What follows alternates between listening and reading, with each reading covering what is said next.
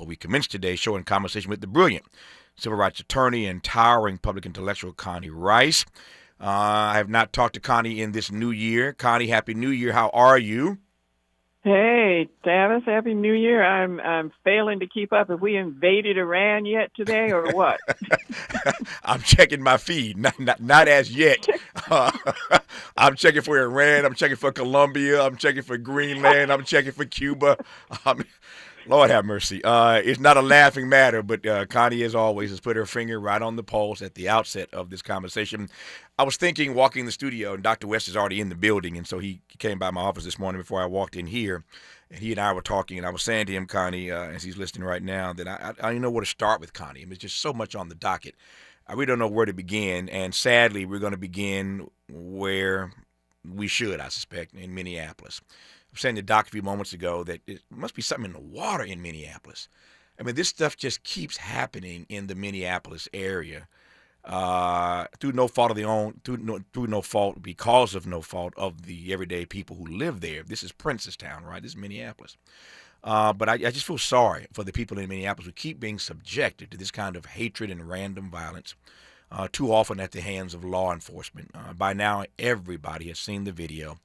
I was talking to my producing team before I came on the air today about whether to play the audio, and I decided against playing the audio because the audio just doesn't do justice to the video. Sometimes on radio, the audio gives you a sense of what really happened. In this sense, you have to actually see the video because so much of it has to do with how they shot and killed this precious sister, where they were standing. They were not in the line they were not in any way in danger of being hit. The Washington Post, everybody else now has analyzed this video. And this ICE agent who shot and killed this precious sister was not in the vehicle's path when he fired at the driver. That's abundantly clear. That's no spin. You see the video for yourself. He's in no danger. So they murdered this sister, quite frankly, as far as I'm concerned, in this particular vehicle. So the audio doesn't do justice to the video. You have to see them both together. And so if you haven't seen it, I'm sure you have by now, I encourage you to take a look at that video. But now everybody is starting to chime in with regard to their POV, their point of view. And I want to give you some of that. This is ridiculous, of course, but I'm going to play it anyway because she is the Secretary of Homeland Security. So we start with the voice of Kristi Noem. Mayor Frey called the claims of self-defense BS. How do you respond to that? I say that he doesn't know what he's talking about. It's very clear that this individual was harassing and impeding law enforcement operations. Our officer followed his training, did exactly what he's been taught to do in that situation, and took actions to defend himself and defend his fellow law enforcement officers. The officer was hit by the vehicle. She hit him. He went to the hospital. A doctor did treat him. He has been released, but he's going to spend some time with his family. So that's Kristi Noem saying that the governor, the mayor, don't know what they're talking about. We all saw the same video, but she's spinning it already. That's Kristi Noem, Homeland Security Secretary. Here is the mayor. Before I play this clip, we've cleaned it up. I hope y'all cut. Okay, good. I'm looking at my producers. Make sure you cut out these nasty words. I'm getting in trouble by these politicians. The cussing has become normalized now. Maybe Doc and I'll talk about that in the second hour. But this cussing on the part of public service, and I'm not a Puritan about this, but kids are listening, kids are watching. You're trying to set a standard, and it's like now it's like a game. It's like you express your full outrage by how many F-bombs you can drop. So the cussing is just really starting to annoy me personally. Again, not a Puritan about it. I'm all for outrage, righteous indignation, but there's a way to express yourself in public spaces when cameras are on and people are watching. But I digress on that. So we cleaned up his language a little bit, bleeped some words out. But here's the mayor of Minneapolis, Jacob Frey. There's little I can say, again, that'll make this situation better. But I do have a message for our community, for our city, and I have a message for ICE. To ICE, get the out of Minneapolis. We do not want you here. Your stated reason for being in this city is to create some kind of safety, and you are doing exactly the opposite. People are being hurt. Families are being ripped apart. Long-term Minneapolis residents that have contributed so greatly to our city, to our culture, to our economy are being terrorized, and now somebody is dead. That's on you. And it's also on you to leave.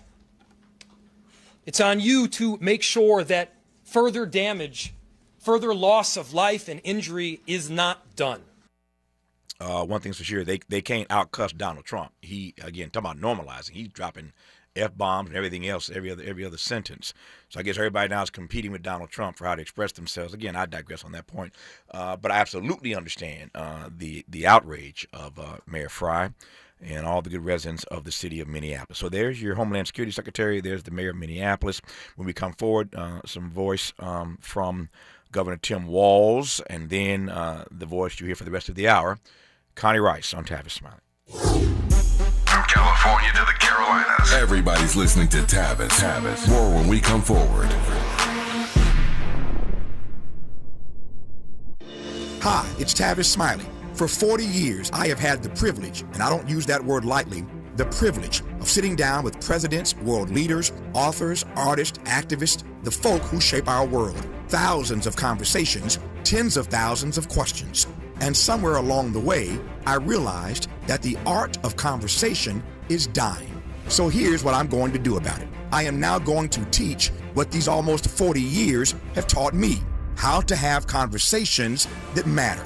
6 courses, from the anatomy of a great conversation to generous listening as a superpower to handling difficult exchanges without losing your dignity or your mind. Go to TavisTalks.com right now. That's TavisTalks.com.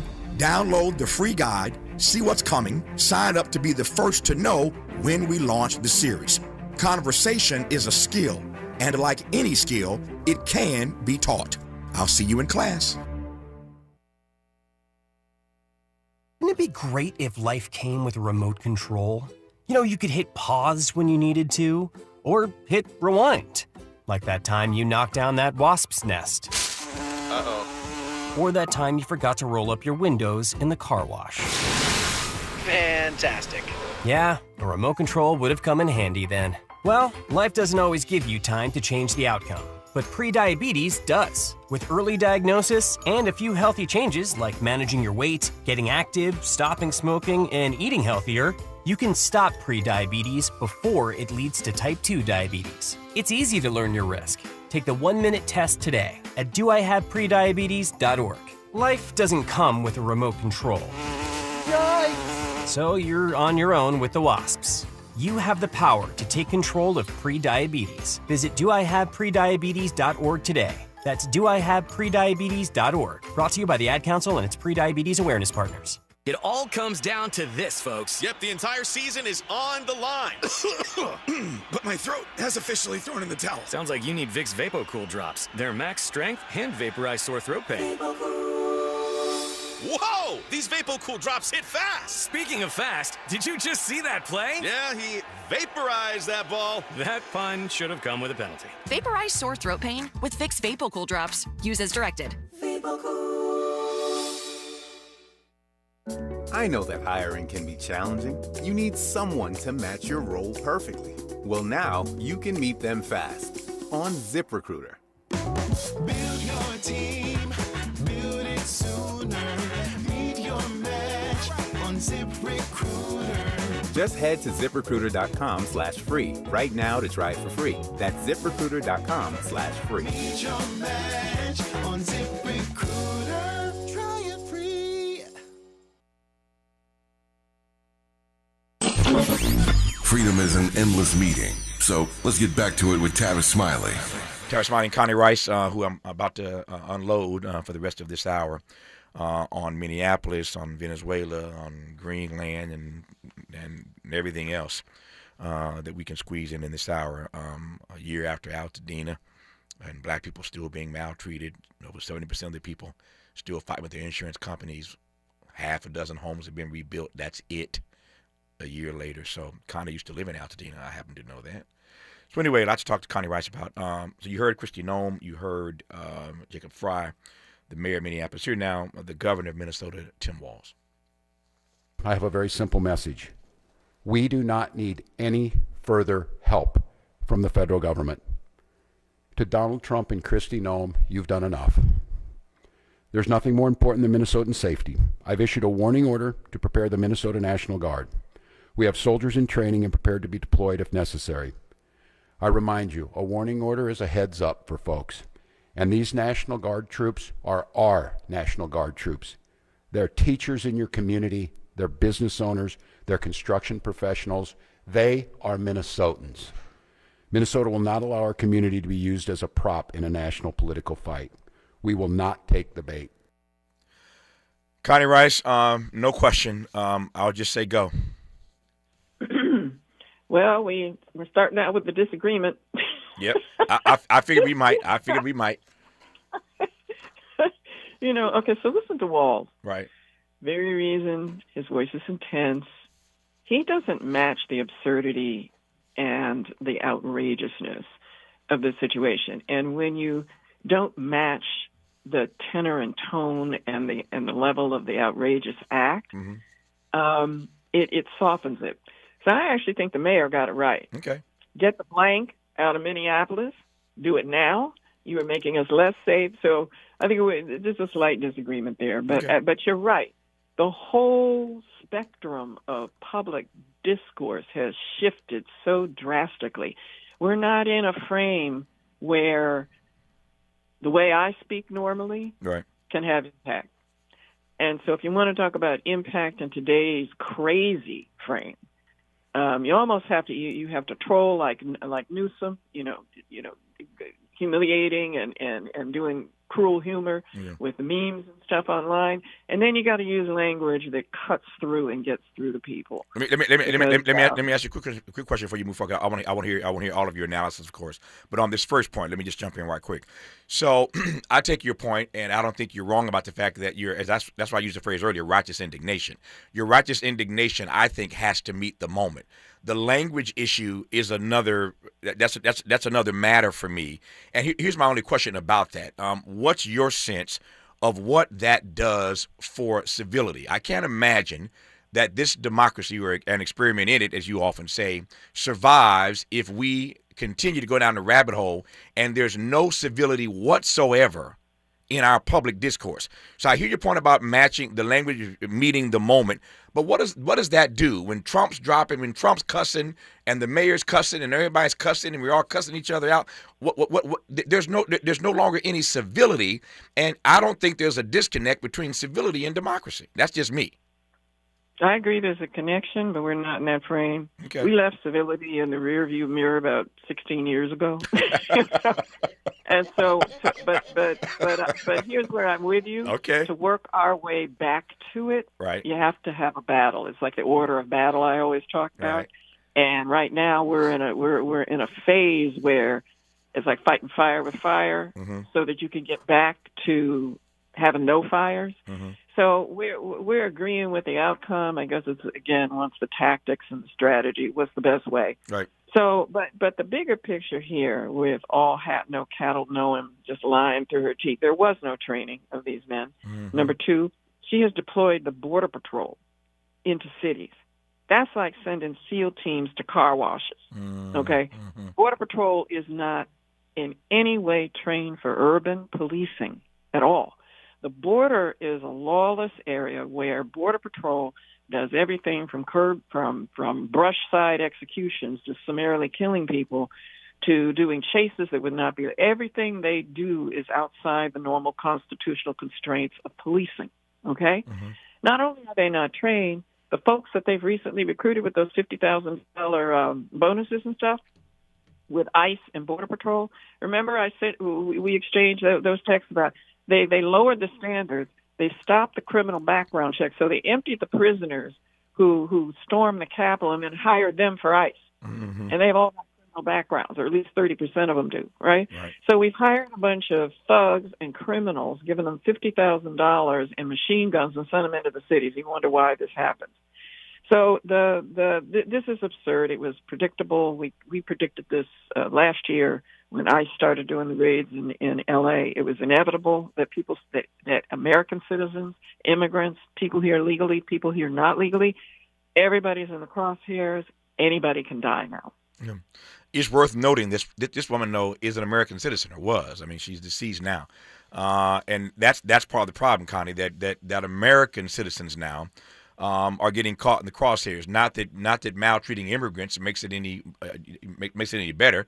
That's not justifiable either. But she's an American citizen. 137 American citizens have been rounded up and deported. Mm-hmm. Their cases, they're going to have civil actions when they come back, but you don't get over being sent down to El Salvador. You don't get over. One person almost was sent to Sudan, where they probably would have died. So you have got, a RICO operation and a criminal enterprise operating out of the White House. These folks are lawless. They're following Project 2025 in as blatantly illegal a way as they can. They like they lie when the truth will do. They're using criminal actions to do what legal action could do. Obama deported more people than Trump, but he did illegal. Mm-hmm. Okay, so we're dealing with a bunch of outlaws. GOP, I guess, stands for grifters, outlaws, and predators, because that seems to be the new motto for the thing. And they got to organize. It's a RICO operation up in the White House. Yeah. So let's understand where we are and whom the American people thought in their wisdom should be running things with nuclear weapons. So basically, you're absolutely right.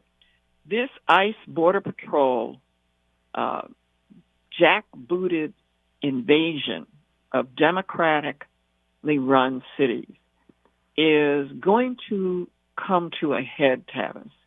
I don't know if people get outraged enough, if they keep killing people.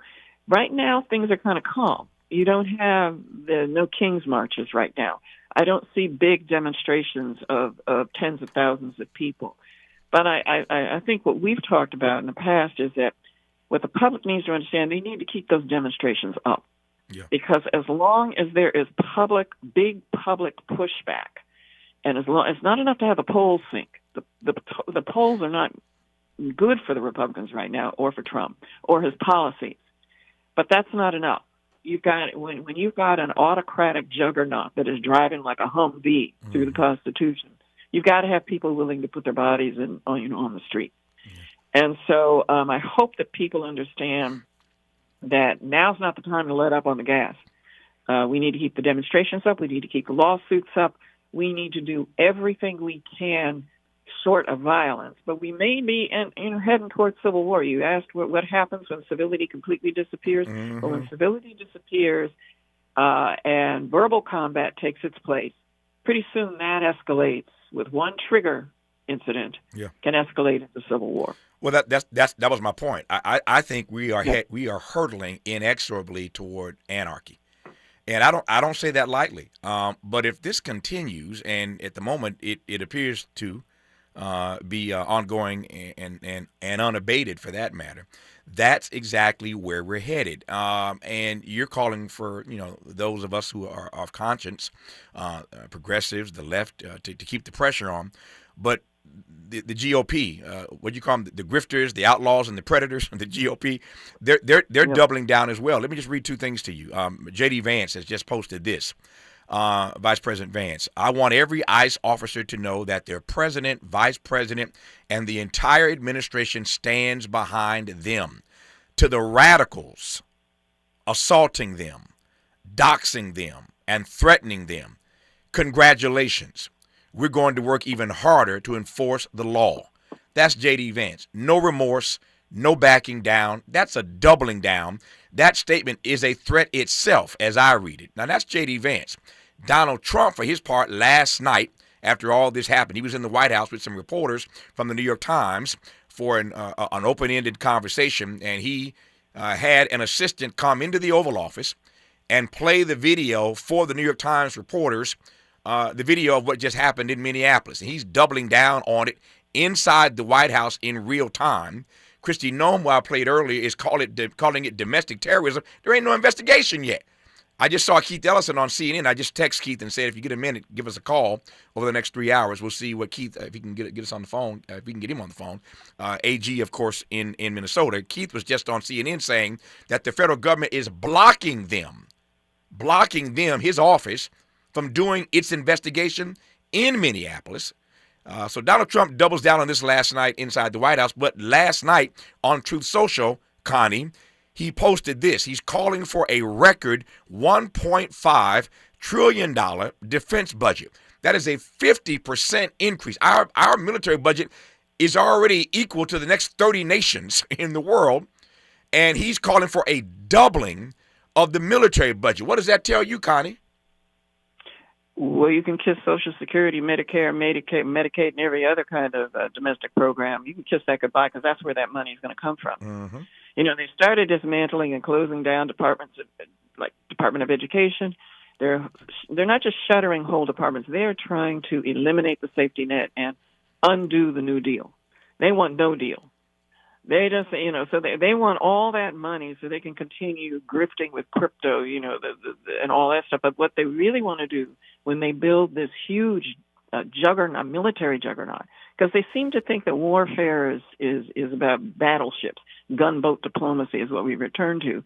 It's not. It's about cyber warfare and satellites and AI, and we're falling behind on that because you've got stupid in charge. You know, when you've got the Mar-a-Lago Mussolini and his thugs in White House talking about invading countries and might makes right, and because we have the military, we're not going to be disrespected anymore. All of this, well, I won't say it but you know, big, you know what, diplomacy.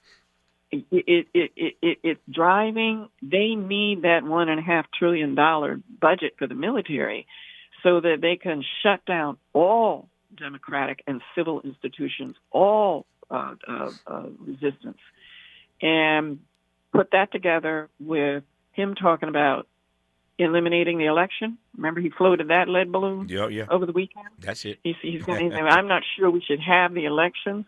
That's where they're going now. Once they stop the election, they have their military budget, which will require completely eliminating all the safety net.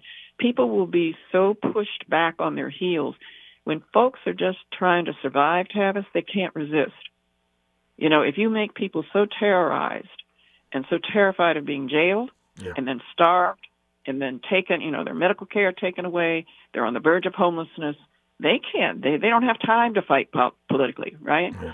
So that's how autocracy, we're now autocracy 102 because we passed 101 and they're now validating, ingraining, and normalizing this new anti-democratic. We're on the cusp of losing it. And you sent me. You know, you could tell by what they're going to celebrate in the 250th anniversary. Yep, we'll talk about that. That's a fascinating frame, and Connie always gets the frame right. Here we are in the midst of all of this, as we are moving toward the 250th anniversary of this experiment in democracy. You can't make this stuff up, y'all. Anyway, Connie teed this up. In case you missed it, here is your president talking just a few days ago, about eliminating elections. We had the worst president, did the worst job. They had the worst policy. We have to even run against these people. Now, I won't say cancel the election. They should cancel the election because the fake news will say, he wants the elections canceled. He's a dictator. They always call me a dictator. Nobody's worse than Obama. Just the very notion of canceling the elections, his floating that idea anyway, we'll let Connie opine more about that and some other issues I want to get to when we come forward on Tavis Smiley. This is getting good. Yeah, man. Tavis Smiley continues when we come forward. Hi, I'm Ryan Blaney, a third-generation race car driver, and we dedicate a lot of our time to going as fast as possible. My grandpa Lou is the reason why my dad and I started racing, and I'm really proud to follow in his tracks. But when my grandpa was diagnosed with Alzheimer's, it was a very unexpected bump in the road for us. I've learned a lot on this journey with my grandpa Lou, and the memories of my grandpa will always be with me. It's important to notice if older family members are acting differently, experiencing problems with their memory, or having trouble with routine tasks. Talking about Alzheimer's can be really tough. But if you notice something, have a conversation with your loved one. Encourage them to see a doctor or offer to go with them. Early detection of Alzheimer's can give your family time to explore support services, make a plan for the future, and access available treatments. The Alzheimer's Association provides care, support, and research to help you take control of the situation with your family and manage the disease together. If you or your family are noticing changes, it could be Alzheimer's. Talk about seeing a doctor together. Visit alz.org/time to talk. A message from the Alzheimer's Association and the Ad Council. I'm Bree Wood with BIN News Now. The White House says Minnesotans no longer support Governor Tim Walz. Press Secretary Caroline Leavitt confirmed Walz is ending his bid for a third term, referring to a Medicaid fraud scandal. I think Tim Walz probably dropped out of the race because he realizes he no longer has the support of the people of his own state, which is a remarkable downfall considering he was the number 2 on the Democrat Party's ticket. Federal investigators are now in Minnesota. A black man from Shelby, North Carolina says he was wrongfully arrested in 2013 and lost custody of his son after false drug claims. Lab tests cleared Melvin Toms of wrongdoing, but he spent years fighting for justice. Civil rights activist Essie Berry is calling for a full investigation. And Rolling Loud is moving to Orlando this year. The hip-hop festival runs May 8th through 10th after celebrating its 10th anniversary in Miami in California. Pre-sale tickets drop Friday. Get BIN News now on demand 24/7 on the iHeartRadio app. The Crohn's and Colitis Foundation has been at the forefront of inflammatory bowel disease research and care for over 50 years. Learn more about research, education, and support at Crohn'sColitisFoundation.org. This is the KBLA Sports Minute with Ray Richardson. The Lakers and Clippers lost on the road Wednesday night. San Antonio snapped the Lakers' 3-game winning streak with a 107-91 beatdown. LeBron did not play. The Lakers sat him down for the second game of a back-to-back. Somebody named Keldon Johnson led San Antonio with 27 points. The Lakers were at home Friday night against Milwaukee. The Clippers lost to the Knicks in New York 123-111. The Clippers bench gave the starters no help. The reserves made only 4 of 23 shots. Kawhi Leonard had a decent night with 25 points, 4 assists, and 3 steals. The Clippers are at Brooklyn Friday. Also Friday night at 6 p.m. Out of Bounds is moving to prime time. Join me and my co-host Dill Scarborough for 60 minutes of sports chatter with some black folks flavor. You can be a part of the conversation at 1-800-920-1580. No debates, no speculation, just the info you need. That's your KBLA Sports Minute. I'm Ray Richardson. More news, opinions, and conversation when we come forward on KBLA Talk 1580. We've got a lot to talk about.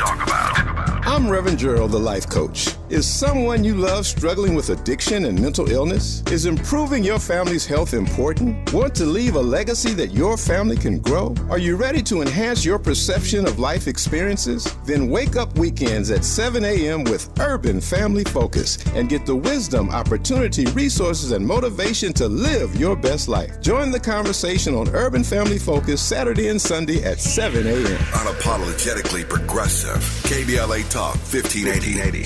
We've got your black. Think It Up is an initiative to activate student-powered, teacher-led learning projects. Students and teachers, how can you spark great learning experiences in your classrooms today? Join at thinkitup.org. Lena Bloom for the Bail Project. Imagine you're stuck in a jail cell and you can't afford bail and someone offers you a way out. Just plead guilty and you can go home and kiss your kids goodnight. What do you do? What thousands have. You plead guilty whether you are or not. Cash bail makes poverty a crime. That's why the Bail Project helps those who can't afford it while fighting to end cash bail. Because freedom should be free. Brought to you by the Ad Council.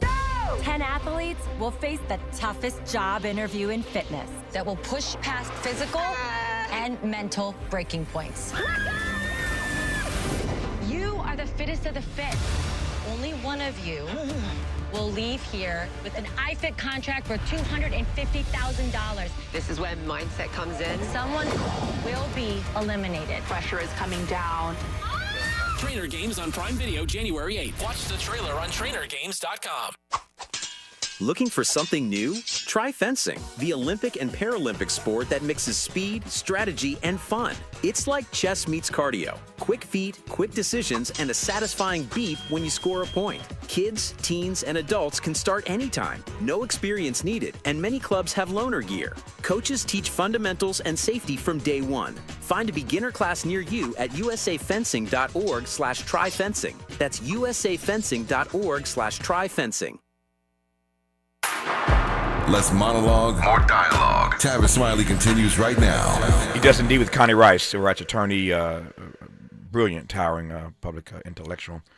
One of our best contributors, and I'm always honored to be in conversation with her. In this first hour today, Dr. Cornel West on standby for our second hour. Just got a message from Keith Ellison, the AG in Minnesota. He just texted me that he's going to call, I believe, at the top of the second hour. So the Attorney General in Minnesota, Keith Ellison, just checked in with me on text, and so we expect to talk to him a few minutes from now about what he can tell us as the AG in the state of Minnesota. Again, I mentioned earlier that he was on CNN saying that the federal government is blocking his investigation in his own state of Minnesota. And so we'll hear from Keith Ellison here in the next few minutes or so. I think somewhere around the top of the second hour. Again, Dr. West joins us for the full second hour. And then in our third hour, Eric Braeden, better known as Victor Newman, comes in studio in our third and final hour today. Going to be a great show all 3 hours, and always grateful to Connie for kicking us off in the right way. So, Connie, I mentioned earlier this doubling of the military budget that Donald Trump demanded last night. So clearly he's doubling down on this.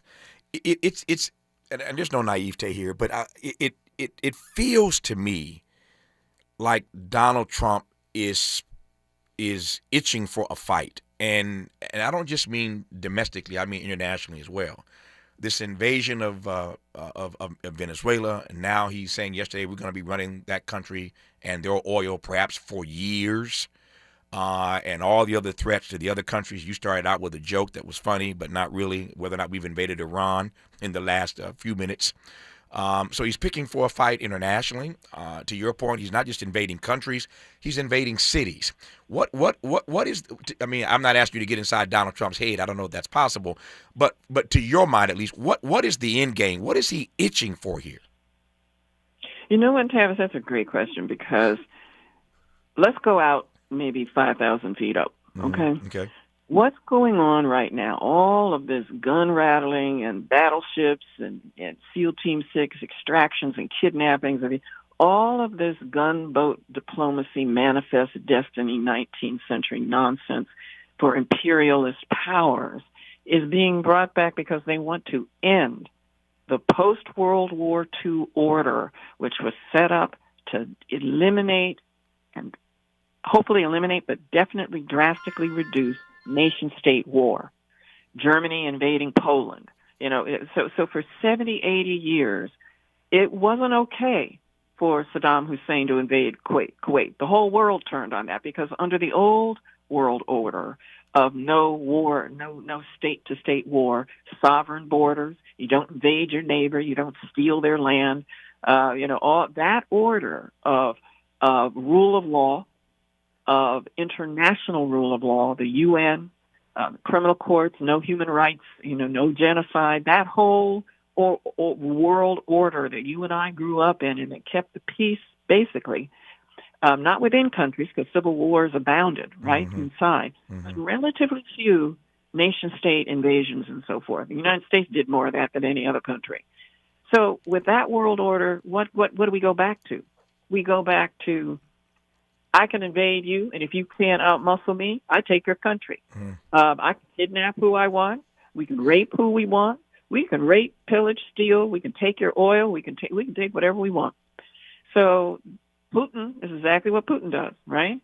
So it's much bigger than that. We are destroying the best safeguards ever created in the world to reduce state violence.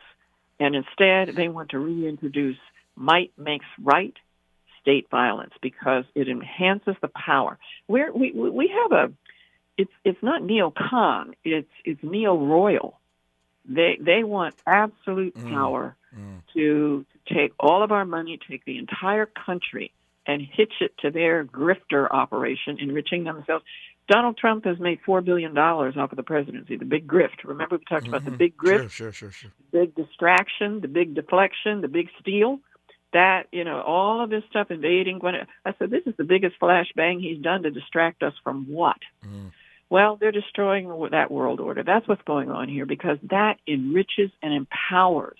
It gives them absolute power when they've got military might that they can use without law, without checks and balances. Right. They can use it for whatever they want. So there are two questions in my head. I don't normally ask two questions at once. Let me put both out there because I know Connie as I do. She may brilliantly weave these two things together. Let me ask two questions and shut up. this flashbang or these flashbangs, you use the word distract. I asked this question of somebody else, I think, a couple of days ago, but I want to get your take on this because you have walked me up to this. What are these flashbangs distracting us from? Trump is the master of, weapons of mass distraction. What are these flashbangs distracting us from? What's he trying to make sure we don't pay attention to, that we don't see, number one? And number two, you mentioned Putin. No naivete here, but how does what we're doing make us any better than Putin? I mean, this is what you're right. This is exactly what Putin did in Ukraine and has done elsewhere. How does the way Donald Trump's moving make us any better than Putin? He wants to be Putin. He wants the United States to be a really empowered, richer Russia. Russia is not a nation state. Somebody said it's basically a gas station linked to some criminals. Russia, once the Soviet Union fell, you got the oligarchs in there. They took the whole country's wealth, kept everybody else, on a fear of being put in a gulag like Navalny, and just took all the country and just started, carrying out Putin's vision of a great empire where he's the czar or something. Mm-hmm. Who knows? You got to. We're trying to apply sane analysis to people who are basically crazy. Mm-hmm. And we're trying to make sense of stuff that's basically stupid. Okay. Yeah. We're trying to dress it up with some kind of what are they really? No. They're after money. They're after power. They're after the ability to absolutely get rid of people and doctrines and policies and safety nets that get in their way. The big distraction, while they're doing all of this, his crazy tweets and outrageous, inviting Nazis to dinner and all this kind of stuff, that's all smoke screen. That's just flashbangs. While they take pots of money illegally and put them toward illegal, unconstitutional efforts, They're taking military budgets, they're taking education department budgets, they're taking money that is illegal for them to take because Congress allocated it for specific purposes, and they're just snatching it. I didn't like what you said on Jimmy Kimmel last night. I'm ending all child care support for the state of Minnesota. Mm-hmm. They just did that, okay? Mm-hmm. So it's normalizing. Remember I said my granddad would blood his hounds to hunt because you had to teach the hounds to get used to the blood. Blood your hounds. The scent, hunt, right? The scent, yeah. Yeah. We're being blooded for fascism. We're being blooded to make this outrageous behavior normalized, which is why I said using cuss words is a way of a flashbang to kind of wake people up and not let them get used to it. Yeah. So you asked the perfect question. What are they distracting us? They're distracting us from the dismantling, not just of the democracy. What they're really after is the money and the power to do what they want to do and never have to leave power. These folks don't intend to leave, Tavis. Yeah. So they're dismantling the entire constitutional infrastructure, the rule of law, separation of powers, independent judiciary. That's why they're attacking the courts. Go down the list that you and I have talked about for 10 years now. And we have gone past Autocracy 101. We're now in Autocracy 102. Yeah.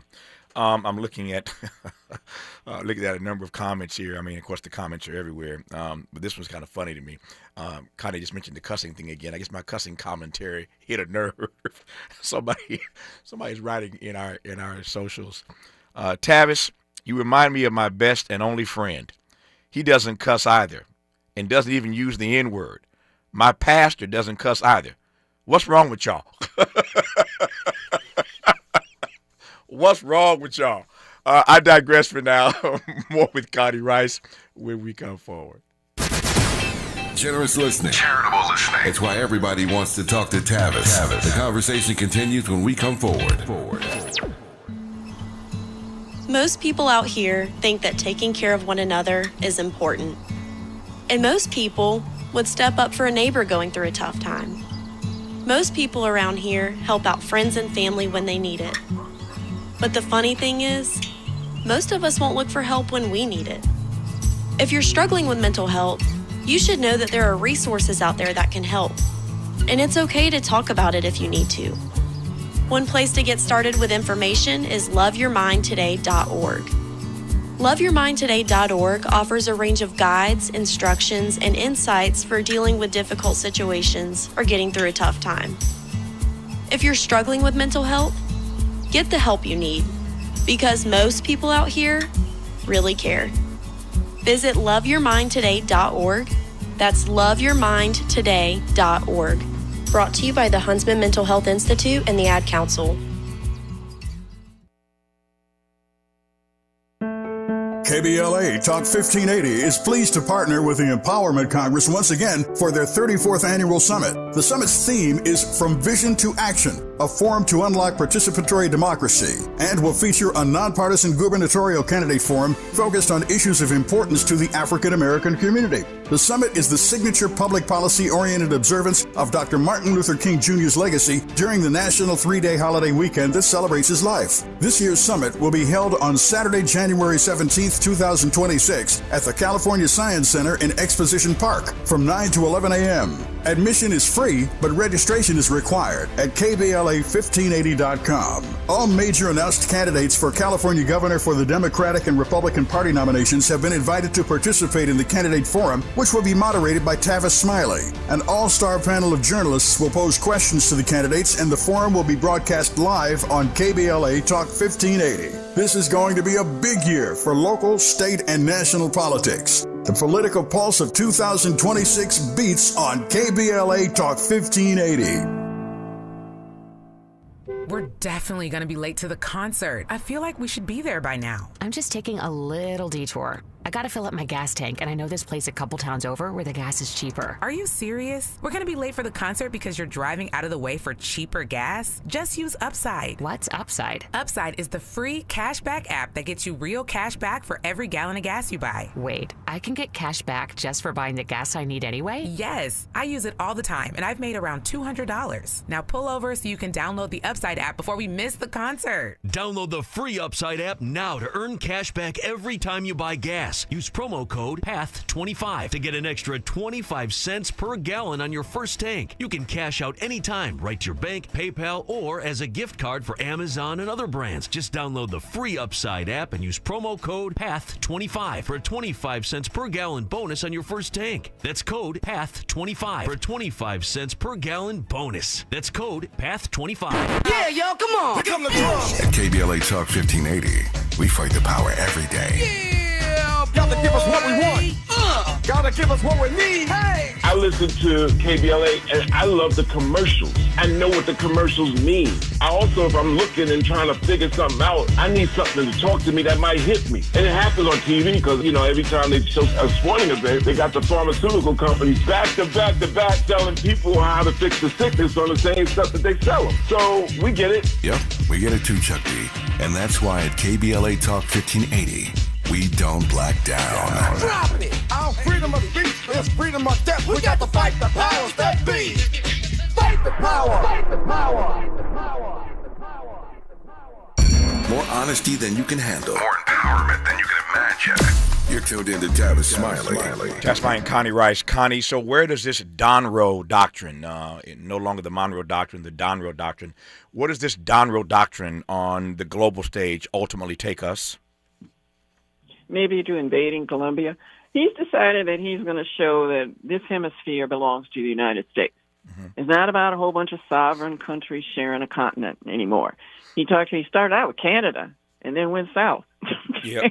So the Monroe Doctrine is that the United States is the prime power. Might makes right. We can take the Panama Canal. We can take Venezuela's oil. We can go down and tell Chile and Argentina what to do.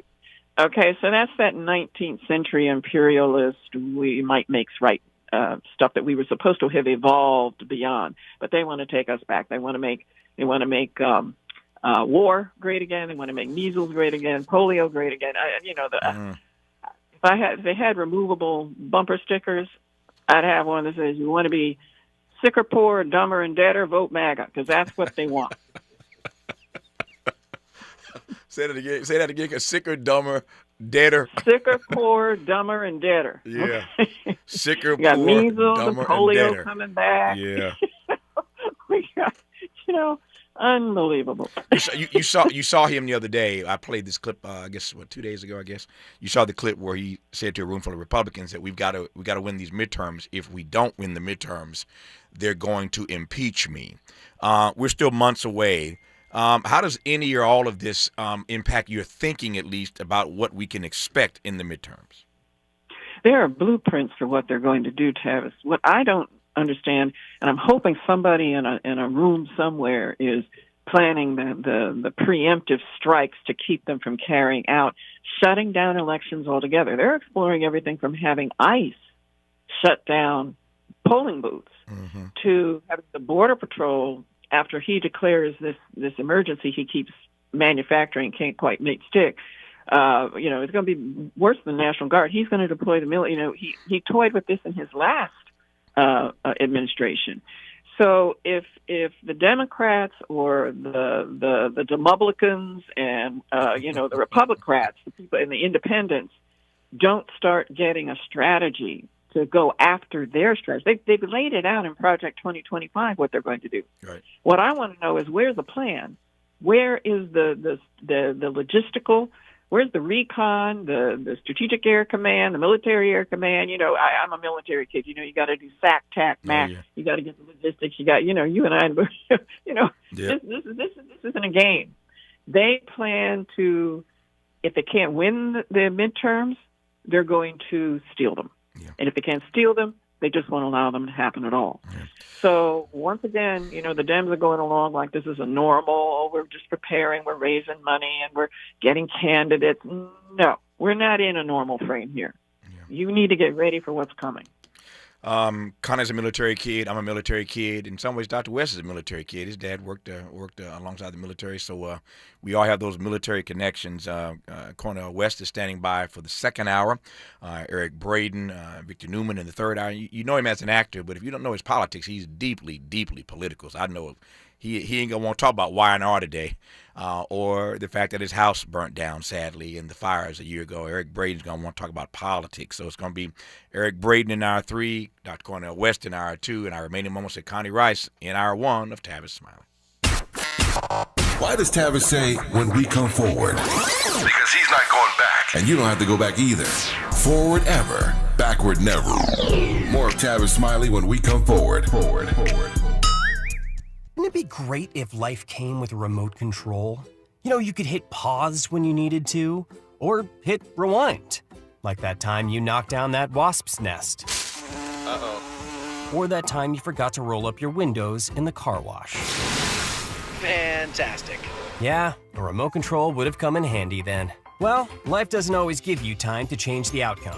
But prediabetes does. With early diagnosis and a few healthy changes like managing your weight, getting active, stopping smoking, and eating healthier, you can stop prediabetes before it leads to type 2 diabetes. It's easy to learn your risk. Take the 1-minute test today at doihaveprediabetes.org. Life doesn't come with a remote control. Yikes! So you're on your own with the wasps. You have the power to take control of prediabetes. Visit doihaveprediabetes.org today.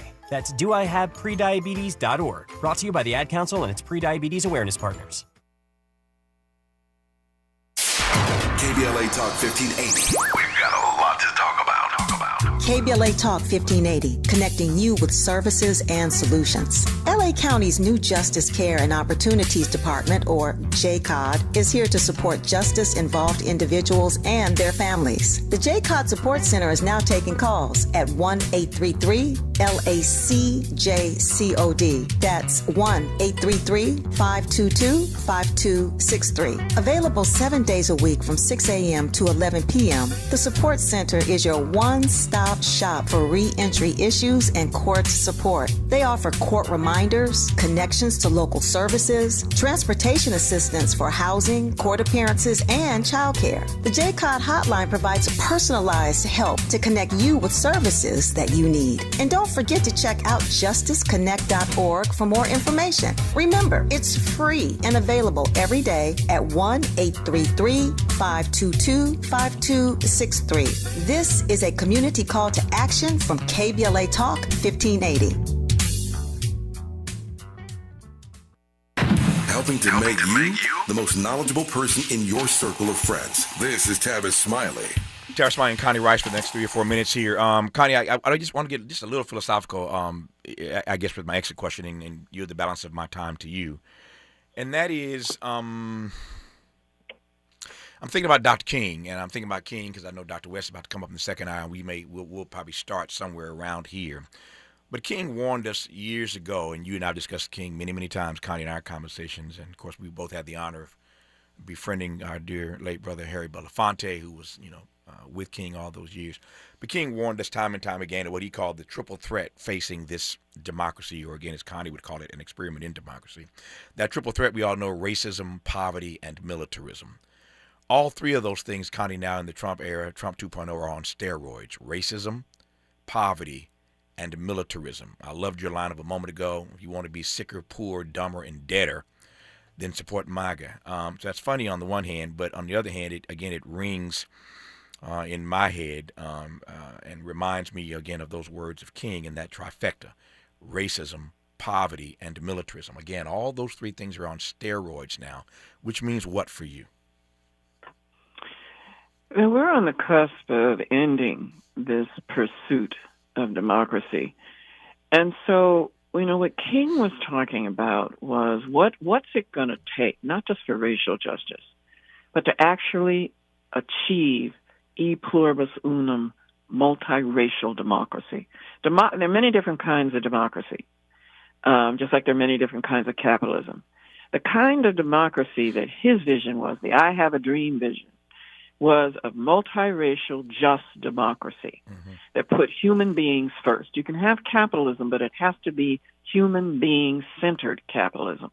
Right now, we've got the opposite of that. We've got the opposite of everything. He also said that if the poor black man and the poor white man don't band together in a grand alliance to force this country to become just, to enforce its credo of equality and equal treatment under the law and opportunity and upward mobility. If the poor people don't band together, there's no hope.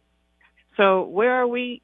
What we need to be thinking about is at this moment of fracture and rupture, we can't just be wringing our hands and twisting our pearls and getting our panties in a bunch. We need to have a plan. We need to understand we have to have a strategy to achieve a vision. What is that vision? That's what we need to be talking about. And then we need to concretely figure out how we sell it and how we get an army behind it. And we don't have a lot of time to do that. Yeah. Ain't about doing op-eds and describing the problem. Democrats don't solve problems. They talk about them. And we got to get out of that. So, Tavis, maybe you and I are going to have to do the plan. Yeah, well, I'll be at your house this weekend. Dr. West is still in town, so we'll get together for coffee this weekend and start working on our draft. Doc could do it alone. Yeah, he could. Doc, will say hello to Connie right quick? Yeah. I did, dear sister. Once again, profound, brilliant, courageous, and visionary. I salute you. Happy New Year. Happy New Year, Cornel. I remain a footnote in your story. Oh, no.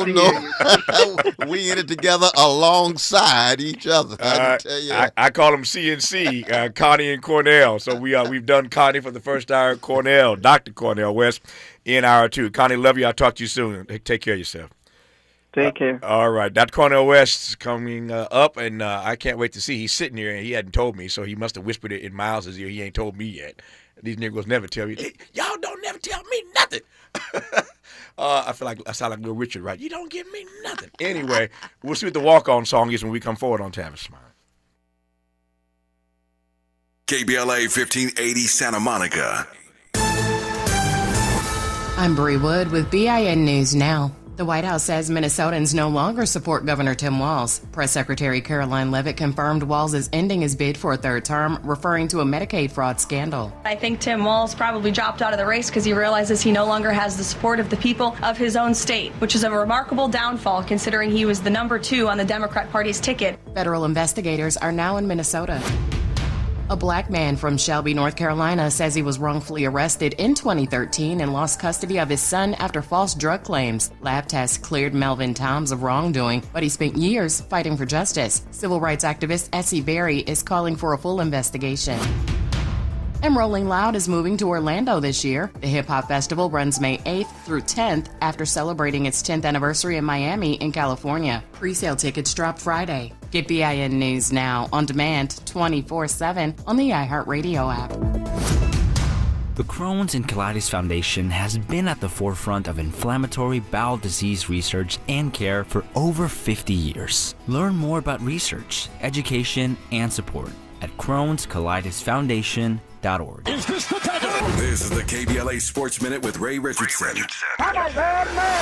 The Lakers and Clippers lost on the road Wednesday night. San Antonio snapped the Lakers' 3-game winning streak with a 107-91 beatdown. LeBron did not play. The Lakers sat him down for the second game of a back-to-back. Somebody named Keldon Johnson led San Antonio with 27 points. The Lakers were at home Friday night against Milwaukee. The Clippers lost to the Knicks in New York 123-111. The Clippers bench gave the starters no help. The reserves made only 4 of 23 shots. Kawhi Leonard had a decent night with 25 points, 4 assists, and 3 steals. The Clippers are at Brooklyn Friday. Also Friday night at 6 p.m. Out of Bounds is moving to prime time. Join me and my co-host Neil Scarborough for 60 minutes of sports chatter with some black folks flavor. You can be a part of the conversation at 1-800-920-1580. No debates, no speculation, just the info you need. That's your KBLA Sports Minute. I'm Ray Richardson. More news, opinions, and conversation when we come forward on KBLA Talk 1580. Hi, it's Tavis Smiley. For 40 years, I have had the privilege, and I don't use that word lightly, the privilege of sitting down with presidents, world leaders, authors, artists, activists, the folk who shape our world. Thousands of conversations, tens of thousands of questions. And somewhere along the way, I realized that the art of conversation is dying. So here's what I'm going to do about it. I am now going to teach what these almost 40 years have taught me, how to have conversations that matter. 6 courses, from the anatomy of a great conversation to generous listening as a superpower to handling difficult exchanges without losing your dignity or your mind. Go to TavisTalks.com right now. That's TavisTalks.com. Download the free guide, see what's coming, sign up to be the first to know when we launch the series. Conversation is a skill, and like any skill, it can be taught. I'll see you in class. I want to send a heartfelt thanks to my dear brother Prince. He shows deep love, and I embrace it. He is the artistic genius in our midst. He is a musical artist among us. Raise your Socratic questions to the system. Bear witness to justice against the system. Be true to who you are and be true to the grand vision that keeps track of the least of these. Break it down, Brother Prince. What's wrong with the world today? Things just got to get better. Show me what the leaders say. Maybe we should write a letter. Said, dear Mr. Man, we don't understand why poor people keep struggling, but you don't lend a helping hand. Matthew 5:5 say, the meek shall inherit the earth. We wanna be down that way, but you've been tripping since the day of your birth. Who said that to kill is a sin? It started at Brasenko War that your people beat in. Who says that? So Prince was my friend, as you know. I miss him dearly. It's been almost 10 years now since his passing. Let that ride, Miles. But I laugh every time I hear this track because he and I were friends, but we never collaborated on a project together. I introduced these two Negroes to each other, Prince and Dr. West. Next thing I know, they're in studio together. Turn it up, Miles. Turn it up. How about this big old hole in the ozone? What's wrong with the world today? With the world today. Things just got to get better. Dear Mr. Man, we don't understand. Maybe we should write a letter.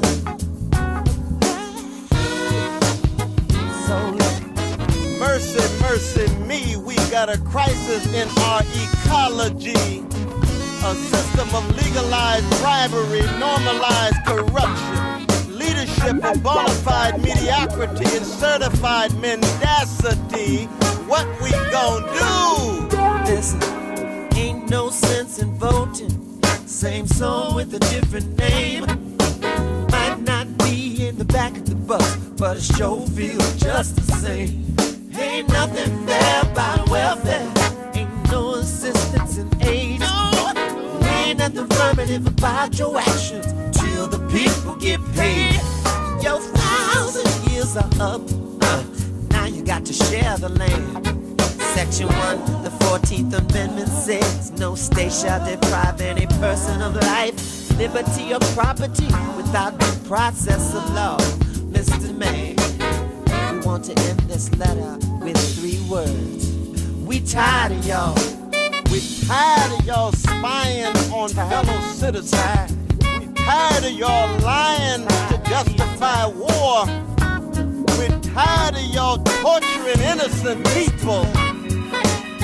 Let us not forget Matthew 25. So Doc, tell me, remind me how you and Prince got together on this track together in the studio. Speaking of Minneapolis and sadly what's going on there today. Yeah, the brother of my blood brother Clifton West and brother Michael Daly who passed, and DOA Derek Allen, we came together and put our album together, man. We said we're going to ask Prince. We knew Prince had never allowed anybody to use his music when it comes to hip-hop or when it comes to spoken word. But I think owing to his love for you as well as us, he said yes. And we made this record almost 20 years ago. Mm-hmm. Now you can see the relevance of it, but also I think the relevance of black radio, brother. Let's just be very honest. The quality of the dialogue that you have every day, as well as with Sister Connie just recently and so many others. We need voices, courageous voices, but especially black voices that accent the richness of the black freedom tradition. We need it now more than ever. Yeah. And yet at the same time, of course, the levels of attacks and assaults on black radio are so intense as well. And I just want to say that. In some ways, I'm trying to build on Prince's own legacy, because he had the courage to raise his voice in his own artistic way, given his genius. Mm-hmm. And you raised your voice in your own way, given your own genius. And we need more than ever. That's why KBLA 1580 is so crucial. I'm blessed to be a part of it. When Brother Prince says killing is a sin, Sister Renee Good, murdered. That's a sin, a deep sin. Murder is murder, no matter who it is, no matter what color, no matter what country it takes place. And I think we have to be able to say that honestly and connected through the various systems of domination and exploitation that engage in too much death. Not just the economic exploitation, not just the repression, but the killing of precious folk. It could be in Venezuela, it could be in Gaza, it could be in Sudan, it could be in Chicago, it could be in Minneapolis. We have now further steeped this conversation and this program in Minneapolis by bringing in give me some more of that Prince, Miles, by bringing in the voice of Prince, my dearly beloved brother and Doc's friend and brother as well. Again, I celebrate the fact that they got together on a collaboration. I never had that honor, but I celebrate them. You got the guitar now. You got the guitar now. It's going to be at the Met this summer. Absolutely. Yeah. Prince's own guitar. Yeah, I ain't mad at him. Giving the brother Tavis as a gift of love, a love gift. Yeah, he's a good guy, man. Good guy. Nobody like him. More Dr. Cornel West, just getting started here. Just talked to Keith Ellison. He's on the line. We're just trying to get this Zoom thing connected. As I promised, you will hear from the AG in Minneapolis, in Minnesota, in this hour. You're listening, and I'm glad about it, to Tavis Smiley. What we gon' do? Listen, ain't no sense in voting. Same song with a different name. Might not be in the back of the bus, but it sure feels just the same. Ain't nothing fair about welfare.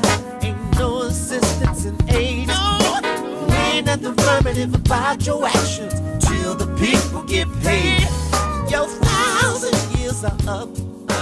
Now you got to share the land. Section 1, the 14th Amendment says no station. Hope, agency, dignity. This is Tavis Smiley. Can you dig it? Hi, it's Tavis Smiley. For 40 years, I have had the privilege, and I don't use that word lightly, the privilege of sitting down with presidents, world leaders, authors, artists, activists, the folk who shape our world. Thousands of conversations, tens of thousands of questions. And somewhere along the way, I realized that the art of conversation is dying. So here's what I'm going to do about it. I am now going to teach what these almost 40 years have taught me, how to have conversations that matter. 6 courses, from the anatomy of a great conversation to generous listening as a superpower to handling difficult exchanges without losing your dignity or your mind. Go to TavisTalks.com right now. That's TavisTalks.com. Download the free guide, see what's coming, sign up to be the first to know when we launch the series. Conversation is a skill, and like any skill, it can be taught. I'll see you in class. Wouldn't it be great if life came with a remote control? You know, you could hit pause when you needed to, or hit rewind. Like that time you knocked down that wasp's nest. Uh-oh. Or that time you forgot to roll up your windows in the car wash. Fantastic. Yeah, a remote control would have come in handy then. Well, life doesn't always give you time to change the outcome, but prediabetes does. With early diagnosis and a few healthy changes like managing your weight, getting active, stopping smoking, and eating healthier, you can stop prediabetes before it leads to type 2 diabetes. It's easy to learn your risk. Take the 1-minute test today at doihaveprediabetes.org. Life doesn't come with a remote control. Yikes! So you're on your own with the wasps. You have the power to take control of prediabetes. Visit doihaveprediabetes.org today. That's doihaveprediabetes.org. Brought to you by the Ad Council and its prediabetes awareness partners. My son loves to fly kites, but my active psoriatic arthritis can sometimes hold me back. Now with Skyrizi to treat my skin and joints, I'm ready to go. Skyrizi, risankizumab Riza, a prescription-only 150 milligram injection for adults, helps with less joint pain, stiffness, swelling, and fatigue. For those who also have plaque psoriasis, 90% clearer skin is possible with just 4 doses a year after 2 starter doses. Don't use if allergic to Skyrizi. Serious allergic reactions and an increased risk of infections or a lower ability to fight them may occur. Before treatment, your doctor should check for infection and tuberculosis. Tell your doctor if you have an infection or symptoms such as fever, sweats, chills, muscle aches, or cough, or if you plan to or recently received a vaccine. With Skyrizi, there's nothing like clearer skin and better movement, and that means everything. Ask your doctor about Skyrizi today and visit skyrizi.com or call 1-866-SKY-RIZZI to learn more. Made fresh daily in the Mert Park, Los Angeles, California. You're listening to Tavis Smiley. Tavis Smiley, Dr. Cornel West. Governor Tim Walz was just on CNN making the same point, the same claim that Keith Ellison, the AG of Minnesota, made earlier today on CNN, that the Trump administration has denied Minnesota a role in this shooting investigation.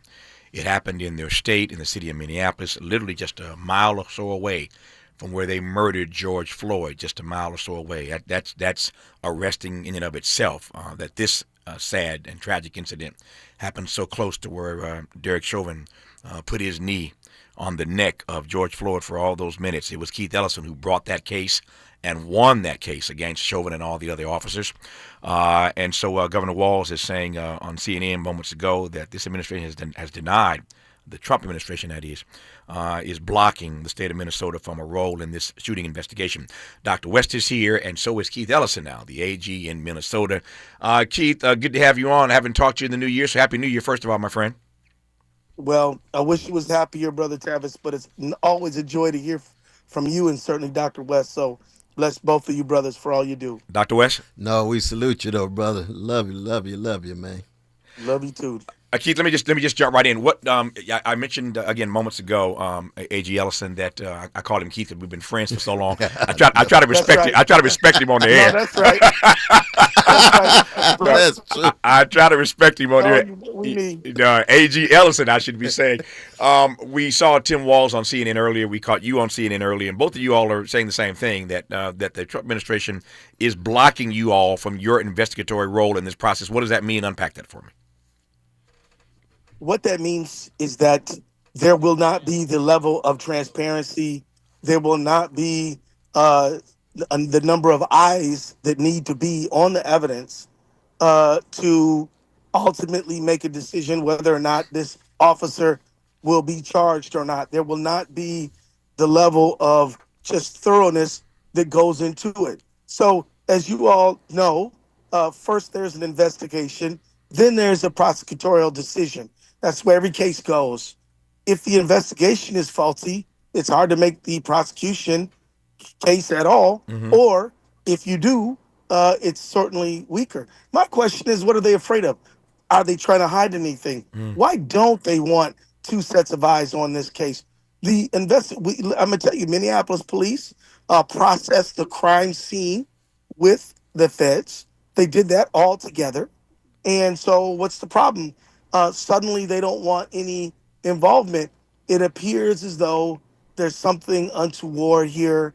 And if they want to prove there's nothing untoward here and that they're going to do a thorough professional job, then great. Let the Minnesota Bureau of Criminal Apprehension be a part of the investigation per usual. Yeah. But they're not doing that. So what it means is that I think all of us need to demand.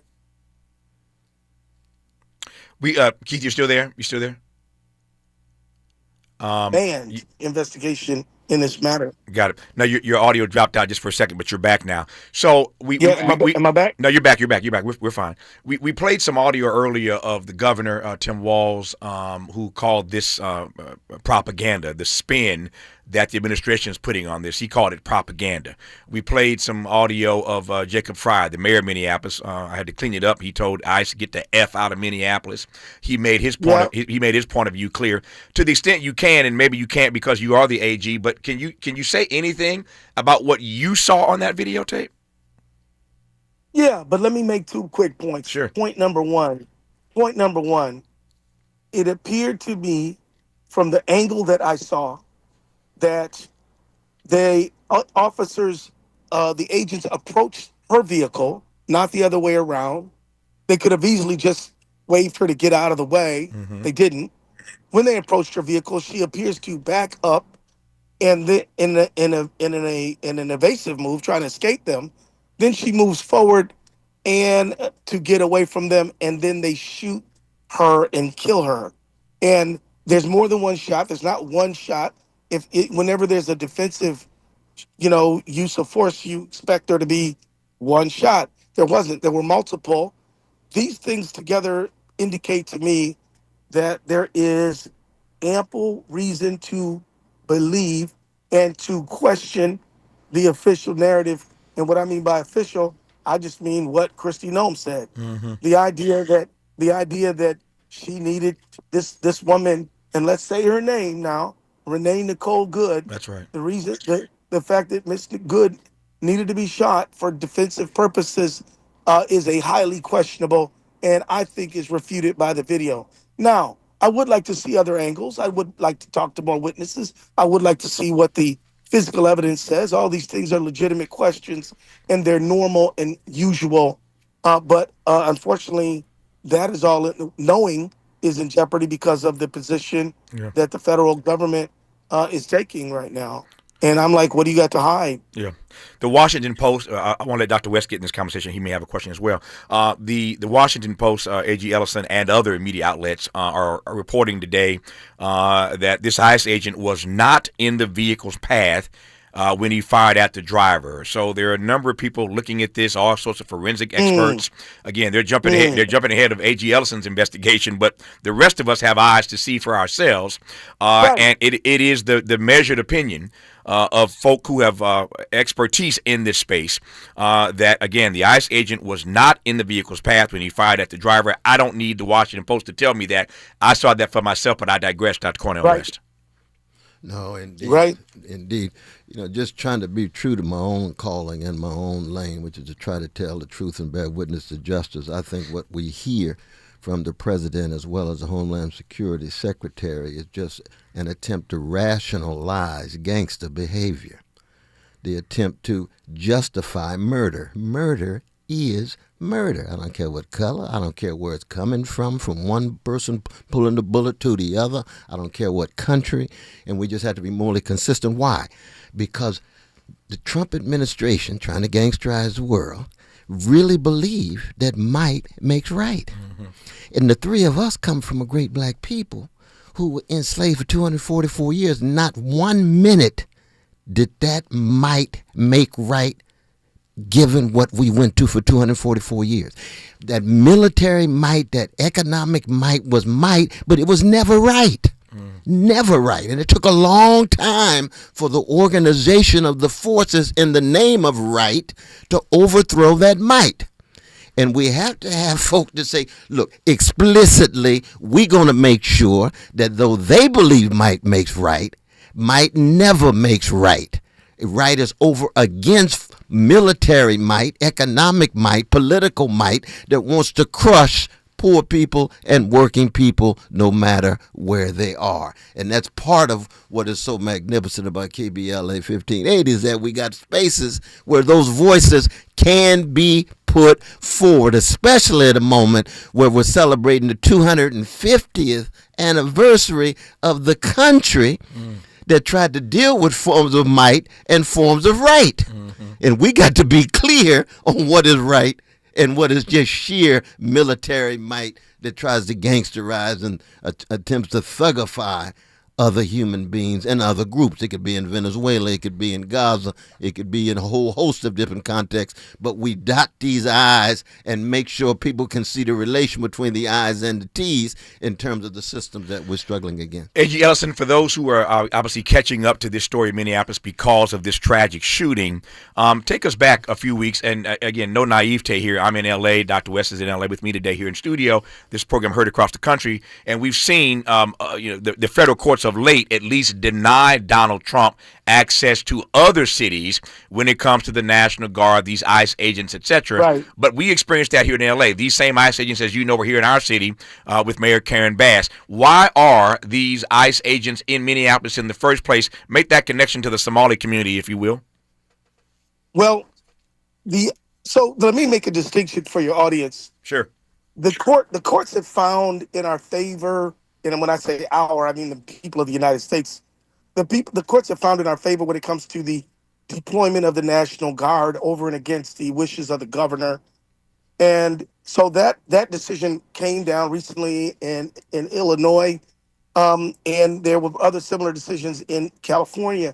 Now, ICE is different from the National Guard. Sure. The National Guards are really the state institutions, and the state must and should have control over them. ICE is different. They're a federal paramilitary organization that doesn't have any local accountability at all. So whereas your National Guard member, y'all might have a nephew or a cousin or a grandson who's in the National Guard of their state. And if you deploy them against their own population, then, that has certain implications. ICE, however, knows no city, no state, no small town. They go where they're told to go. Some of them might be stationed in one place, but they move around. And so they are a paramilitary force. Now, why did they surge? Well, there's this thing about this issue of fraud that has been talked about and tried to be connected to the Somali community. Let me remind everyone, fraud happens all over the country. It happens in every single community. I have prosecuted and convicted 300 people for Medicaid fraud in the last few years. And let me tell you, they come from all religions, all colors, all cultures. It's a multifaceted thing. And so this idea that somehow Somalis are responsible for fraud is a lie.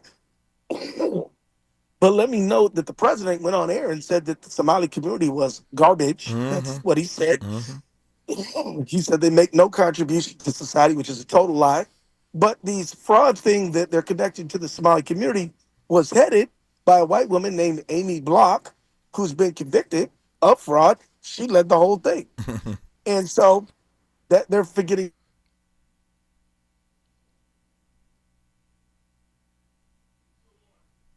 that. And he not only went to prison and convicted, but he was now pardoned by Trump. So keep that in mind. So all this stuff about drugs, he pardoned Juan Orlando Hernandez, who was, they say, moving 400 tons of cocaine in the United States. Yet he's going to capture a foreign leader for it. So one he likes, the other he don't, for doing the same thing. Okay, so let's get down to business. So now they surge these ICE agents. Quite honestly, I and the governor don't have the same levers of control that we would over the National Guard. They are federal agents. They are allowed to operate federally under the leadership of the federal Secretary of Homeland Security. And so while I will argue, and again, I got to stay away from the facts of this case, I will argue, and I do believe it is legally right, that the state government can prosecute federal agents. We have some supremacy clause issues to manage, but there is no general immunity from criminal prosecution for federal agents who commit state crimes. Okay, and so that's something to keep in mind. But they've surged this group because Trump wants to use issues of race and alienation and issues and use this fraud issue to try to surge in Minneapolis. So that's the long story short. Can I make one point before we break? Because I do think this point needs to be made before we get off. So without regard to what that ICE agent saw, heard, felt, thought at the moment he pulled that trigger, and without regard to the wonderful life of Renee Good, without regard to what happened in those moments, this is the fault and the moral responsibility of Donald J. Trump. Yeah. Because he's the one, and this goes to your last question, who surged these ICE agents. That's right. 2,000 ICE agents. And with it, and he didn't say go there and carefully uphold the law as you see it with professionalism and responsibility. He said these people are garbage. Yeah. He said about our Mexican American, he said they were drug dealers and that they're bringing rape and they're bringing drugs. And he's constantly said all these hateful things about immigrants. And so then he surges this group. No, I get you. Very little training, very little recruitment. And of course, what is the predictable, foreseeable result? Yep. The death of a human being. Yep. So this is his fault. Yeah.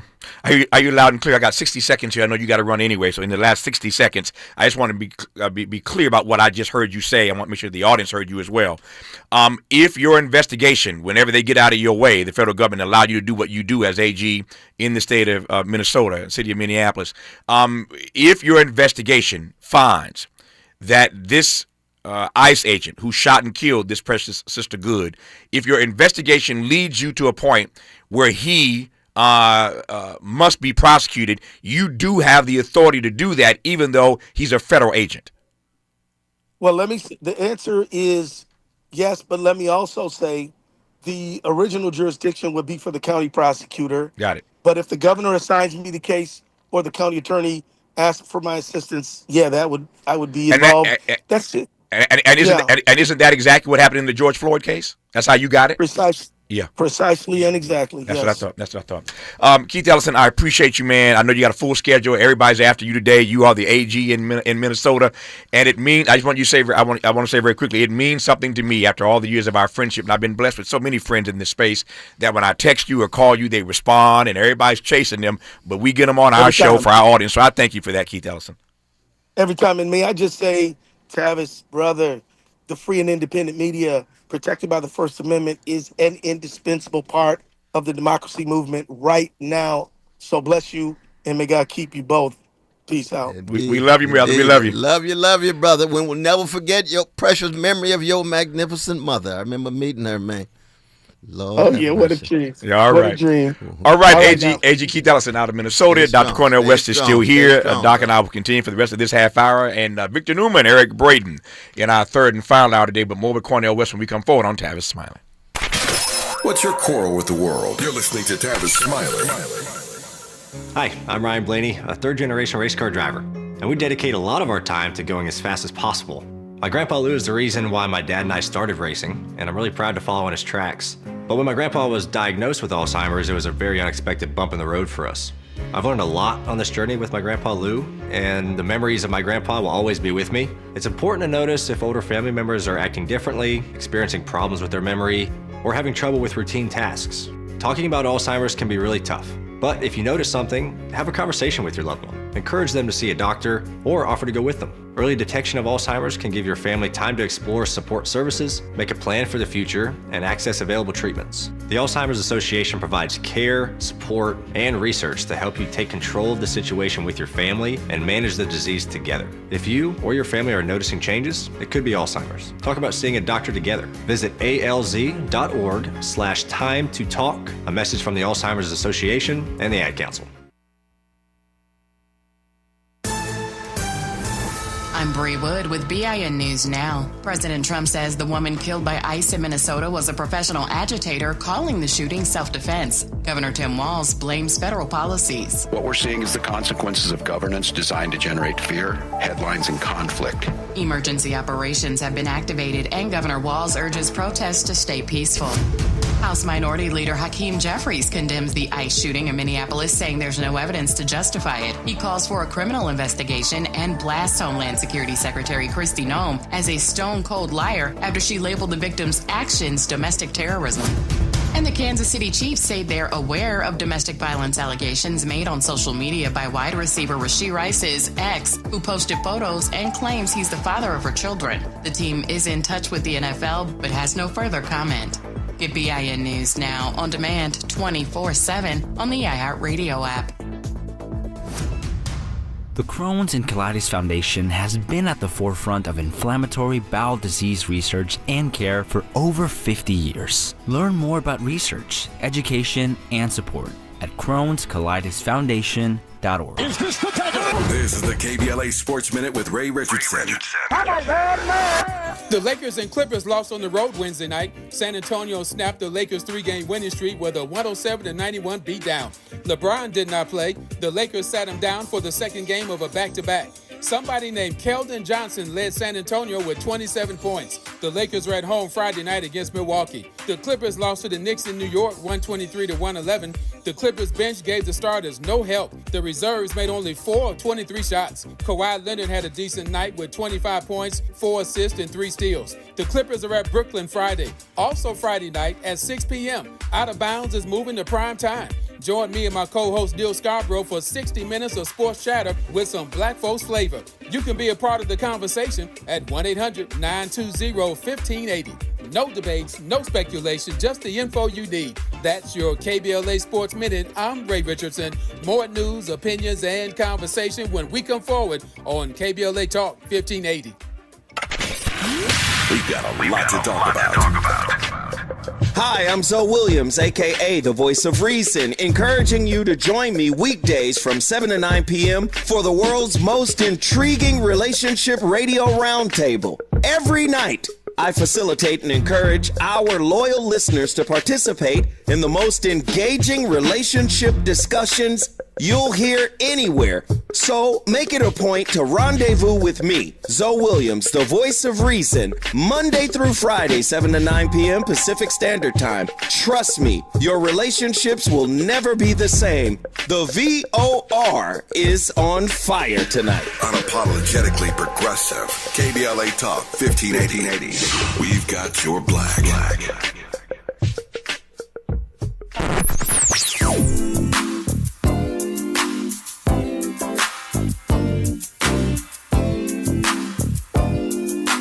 This is KBLA Talk 1580. Talk radio. That's music to your ears. We're unapologetically progressive. KBLA Talk 1580.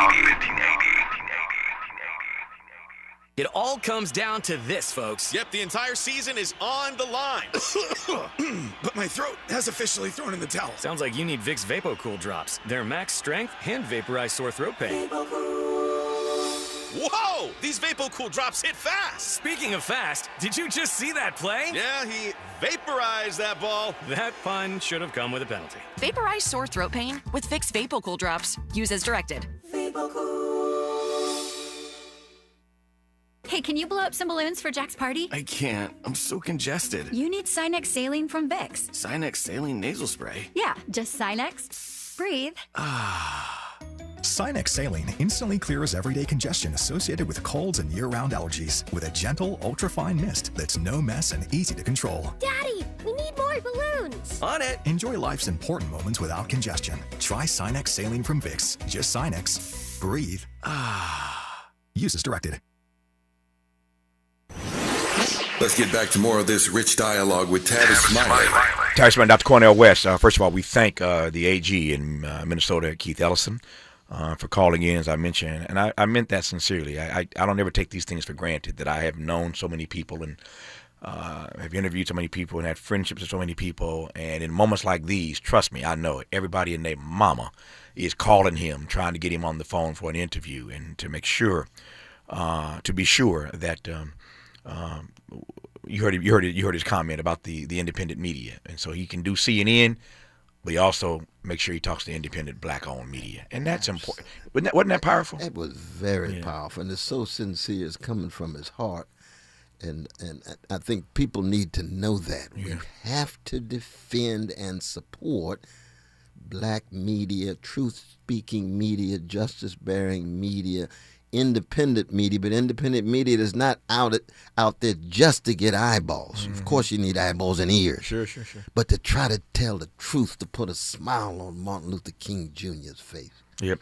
So I appreciate A.G. Ellison for putting us on the list today and giving us a lot of time. It was like 20 minutes, man. I know. So he gave us some good time, and I appreciate his insights. Again, I think the takeaway from that conversation with Keith is that he does, in fact, have the power. Once they get out of his way, if they stop blocking him, even though this is a federal officer, federal agent, ICE agent, who killed this precious sister Good, Keith has the authority and the power to prosecute that ICE agent for killing this woman, and that's important.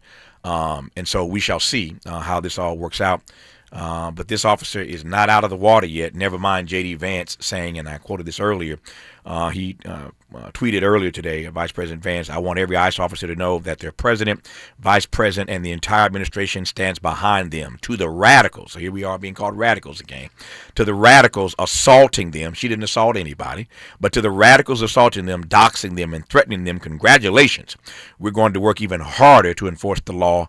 That's J.D. Vance. And so they're doubling down. I just hope that Keith Ellison and his office get a chance to do their investigation, because if what we saw on that videotape holds up, just like what we saw in the videotape regarding George Floyd, Keith Ellison will get a chance to prosecute this ICE agent, and we shall see what happens. But you can't just run around randomly killing people for no good reason. Dr. West said earlier, murder is murder, and there's no doubt about that. I asked this question of Connie, Doc, but I want to get your take on this. We'll get to Martin King in a second about that triple threat that I raised earlier. Yes. I know you want some of that, and I want to give you some of it.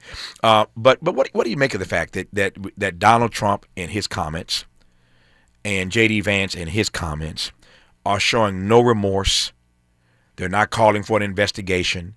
They've already called it domestic terrorism, and they are doubling down with, again, no sensitivity at all for the life of this precious sister. Well, it just shows how cold-hearted and mean-spirited they actually are. And it's a sign, again, just another major step toward American-style fascism in which arbitrary power is used and justified. Mm-hmm. But it's not just the rationalization of murder that's upsetting here for me, but you see, Sister Renee Good, in the eyes and in words of her loved ones as well as those who knew her, was such a force for good. But she would be characterized as a domestic terrorist. Mm-hmm. That's the language that they use for this precious sister. No grounds, no basis, no evidence, no data, and they come out using that kind of smear to besmirch her reputation after murdering her with her precious child, 6 years old, and he just lost his father, and she's got her wife who saw it with her own eyes. You see, that kind of language, have you heard either one of those president, Homeland Security, secretary, or the vice president, have they called the Ku Klux Klan domestic terrorists? Not a mumbling word. Of course, you got the genocide, white farmers in South Africa can't say a mumbling word about genocide in Gaza, so we know the double standards going on here. But again, they need to know, given the history of Alexander the Great and Genghis Khan and Napoleon and so many other gangsters that we know in human history that comes from every culture, civilization, and continent, that might in the end is not right. And some of us are going to stand up for right in the face of military might, come what may. Not only have they not called the Klan domestic terrorists, you recall after Charlottesville, Trump said there are good folk on both sides. He told the Proud Boys to stand by. Yes, he did. And then when he got in office a second time, he pardoned 1,600 terrorists. Those were domestic terrorists. Oh, yes. He pardoned 1,600 of them. I was there physically with Sekou and the others. We had little 18 clergy. I'm not clergy. I'm too gangster to be clergy, but I'm a Christian. I follow Jesus. But we were there, and they promised to crush us like cockroaches in front of our very eyes. And then the president talks about there's good folk. I said, oh, really? Really? That's an important memory not to forget. No, we got to remember that. He told them to stand by and said there were good folk on both sides. So, he's not anywhere near the language of domestic terrorism, except when applied to a sister like Renee. Exactly. Could you imagine? So speaking of force, you called her a force for good, and her family and friends, of course, you were quoting them, calling her a force for good. Speaking of force, so Stephen Miller yesterday, we got into a bit of this yesterday, but not much. I want to go a little deeper with you. So Stephen Miller yesterday said on CNN or to CNN that the world is governed, in the Trump era, the world is governed by power and force. The world, that's a quote from him, Stephen Miller, that the world is governed by power and force. You can't be more bold or more transparent about your strategy when you say something like that. That's exactly right. And what he was essentially saying was that he's on the side of Pontius Pilate rather than Jesus. That he's on the side of Thrasymachus in Plato's Republic that argued that might does make right, that power does dictate morality, trying to crush Socrates. And it's true that the Socrates is of the world and the Jesus is of the world, the Martin Kings of the world, the Fannie Lou Hamers of the world, the Dorothy Days of the world do tend to get crucified. But their crucifixion generates a blood. It generates a legacy that goes on in the face of the vicious legacies of Pontius Pilate, of Thrasymachus, of Alexander the Great, Napoleon, Genghis Khan, all of the gangsters of human history. I want to talk when we come forward here about the fear. There is fight back, as Doc often says. The fight back is real, but so is the fear. Yes, it is. And I want to talk about both. I want to juxtapose those two things. The fight back that even Connie was talking about a little bit earlier. We need more of the fight back. But let's not be naive about this. This is increasing the level of fear on the part of many people in communities all across this country. And I want to talk about what it means in a moment like this for Donald Trump to be making everybody in Venezuela, in Minneapolis, and everywhere else. He's stoking, these notions of fear. I want to just spend some time sort of unpacking what that means in a moment such as this. You're listening, and I'm glad about it, to Dr. Cornel West on Tavis, Smiley. Interrogating and unpacking. That's what we do around here. You're listening to Tavis Smiley. Most people out here think that taking care of one another is important. And most people would step up for a neighbor going through a tough time. Most people around here help out friends and family when they need it. But the funny thing is, most of us won't look for help when we need it. If you're struggling with mental health, you should know that there are resources out there that can help. And it's okay to talk about it if you need to. One place to get started with information is loveyourmindtoday.org.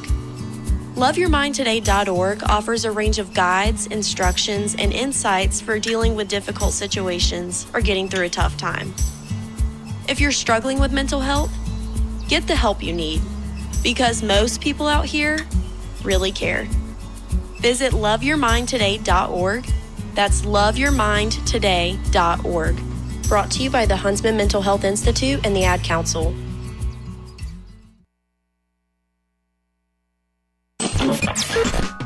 BET and PBS, The Tom Joyner Morning Show, and NPR, the cover of Jet and the cover of Time. #1 on the New York Times bestsellers list, 20 honorary doctorate degrees, a dozen NAACP Image Awards, a star on the Hollywood Walk of Fame, a Presidential Lifetime Achievement Award. From talk shows to talk radio, nobody's ever done it better. You like that? This is Tavis Smiley.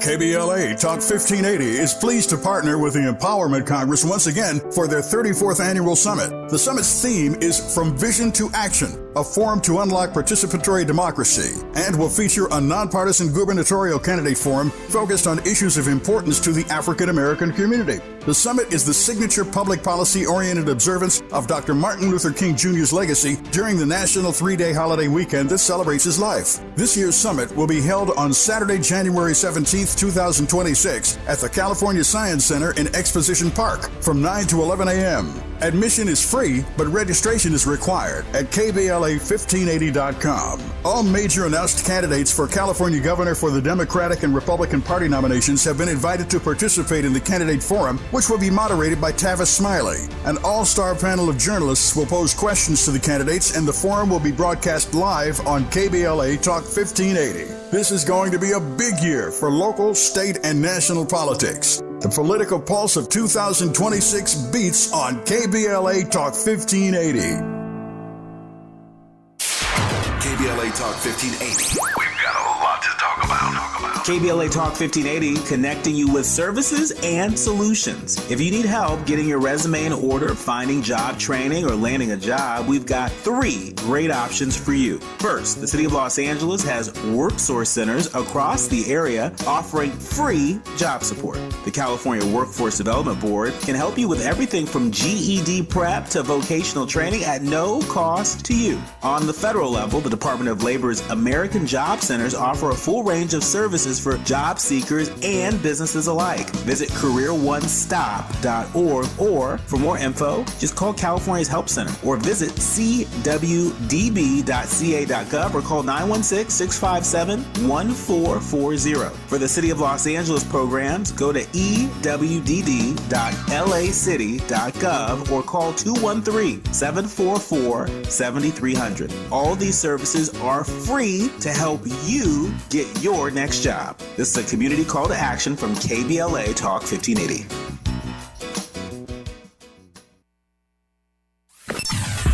Sometimes he fails at fitting in, but we're okay with that. You're inside the Tavis Smiley Show. You are indeed Dr. Cornel West. I should mention that Victor Newman is in the building. Brother love. Eric Braeden. Eric, the one and only brother Eric himself. Yeah, we'll get to him at the top of the third and final hour, but we continue our conversation now with Dr. Cornel West.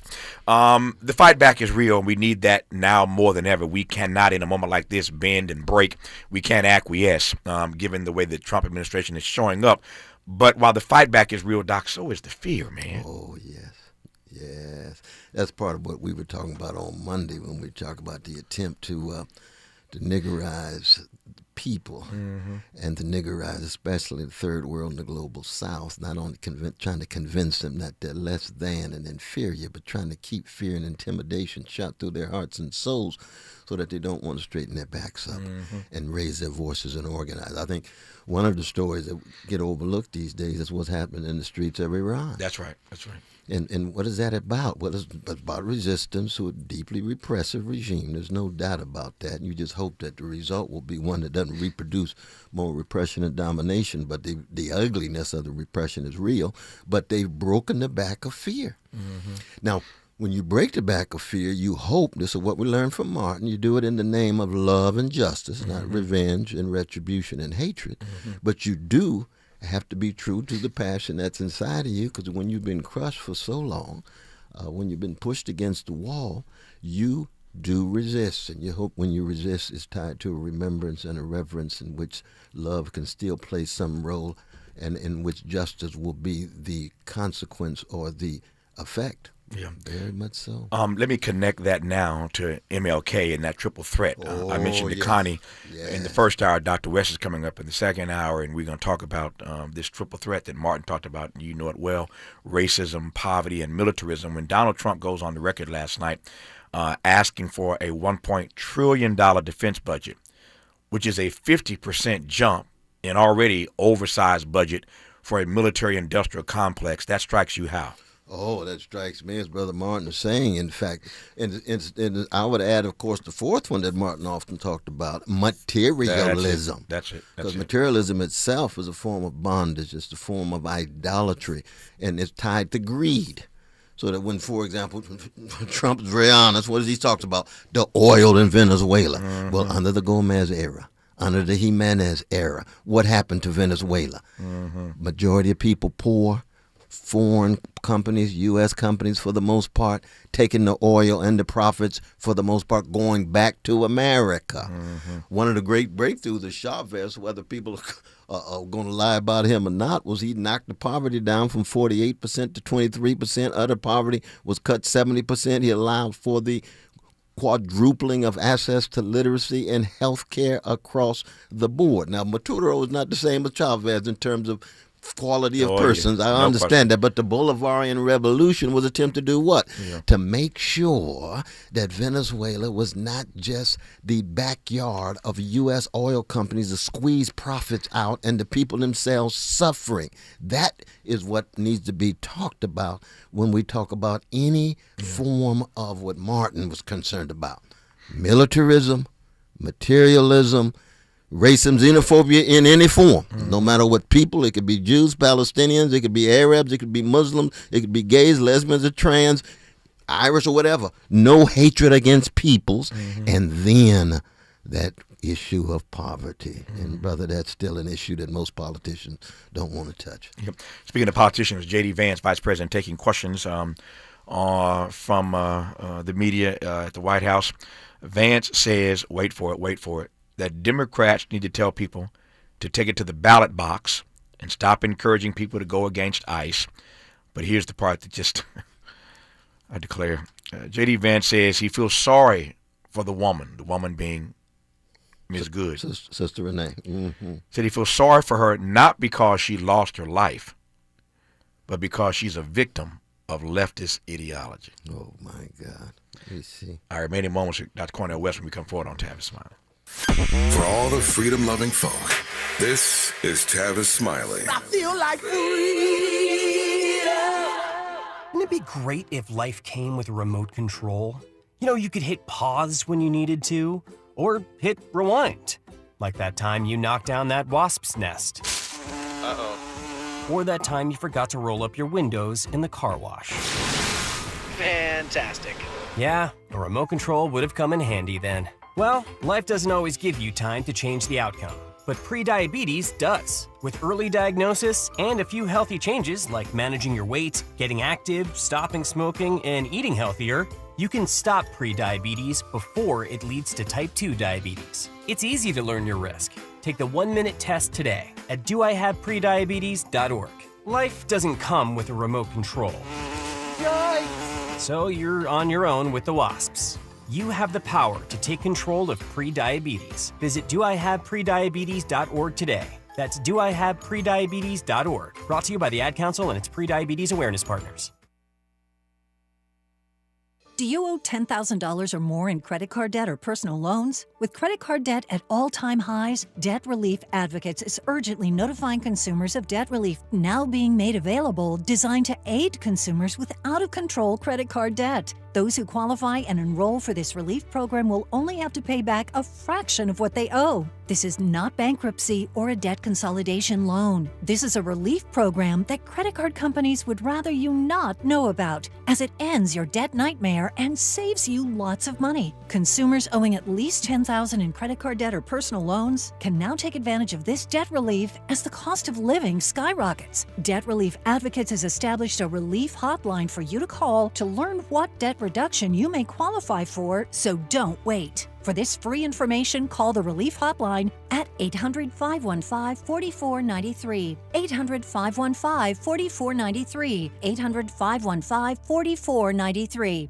We're definitely going to be late to the concert. I feel like we should be there by now. I'm just taking a little detour. I gotta fill up my gas tank, and I know this place a couple towns over where the gas is cheaper. Are you serious? We're gonna be late for the concert because you're driving out of the way for cheaper gas? Just use Upside. What's Upside? Upside is the free cashback app that gets you real cash back for every gallon of gas you buy. Wait, I can get cash back just for buying the gas I need anyway? Yes, I use it all the time, and I've made around $200. Now pull over so you can download the Upside app before we miss the concert. Download the free Upside app now to earn cash back every time you buy gas. Use promo code PATH25 to get an extra 25 cents per gallon on your first tank. You can cash out anytime, right to your bank, PayPal, or as a gift card for Amazon and other brands. Just download the free Upside app and use promo code PATH25 for a 25 cents per gallon bonus on your first tank. That's code PATH25 for a 25 cents per gallon bonus. That's code PATH25. Freedom is an endless meeting. So let's get back to it with Tavis Smiley. Tavis Smiley, Dr. Cornel West for these next 3 minutes, and then we'll be joined by Eric Braeden. Victor Newman is in the building for the third and final hour. As I said earlier, you know him as a brilliant thespian, but for those who follow him, you know he is very political. And maybe political is the wrong word. He's a humanist. He's a top shelf, first order humanist. And so I can't wait to get him in the studio in a few moments and hear what he has to say about all this drama and trauma that we are being engulfed by in this country and, for that matter, around the globe. But you heard me say a moment ago that J.D. Vance, speaking to reporters, said moments ago he feels sorry for Sister Good in Minneapolis, the sister I shot and killed. Not because she lost her life, and I'm paraphrasing this, not because she lost her life, but because she's a victim of leftist ideology. You know, one of the wonderful things about Brother Eric, who will be coming on your show, is that he's an artist par excellence.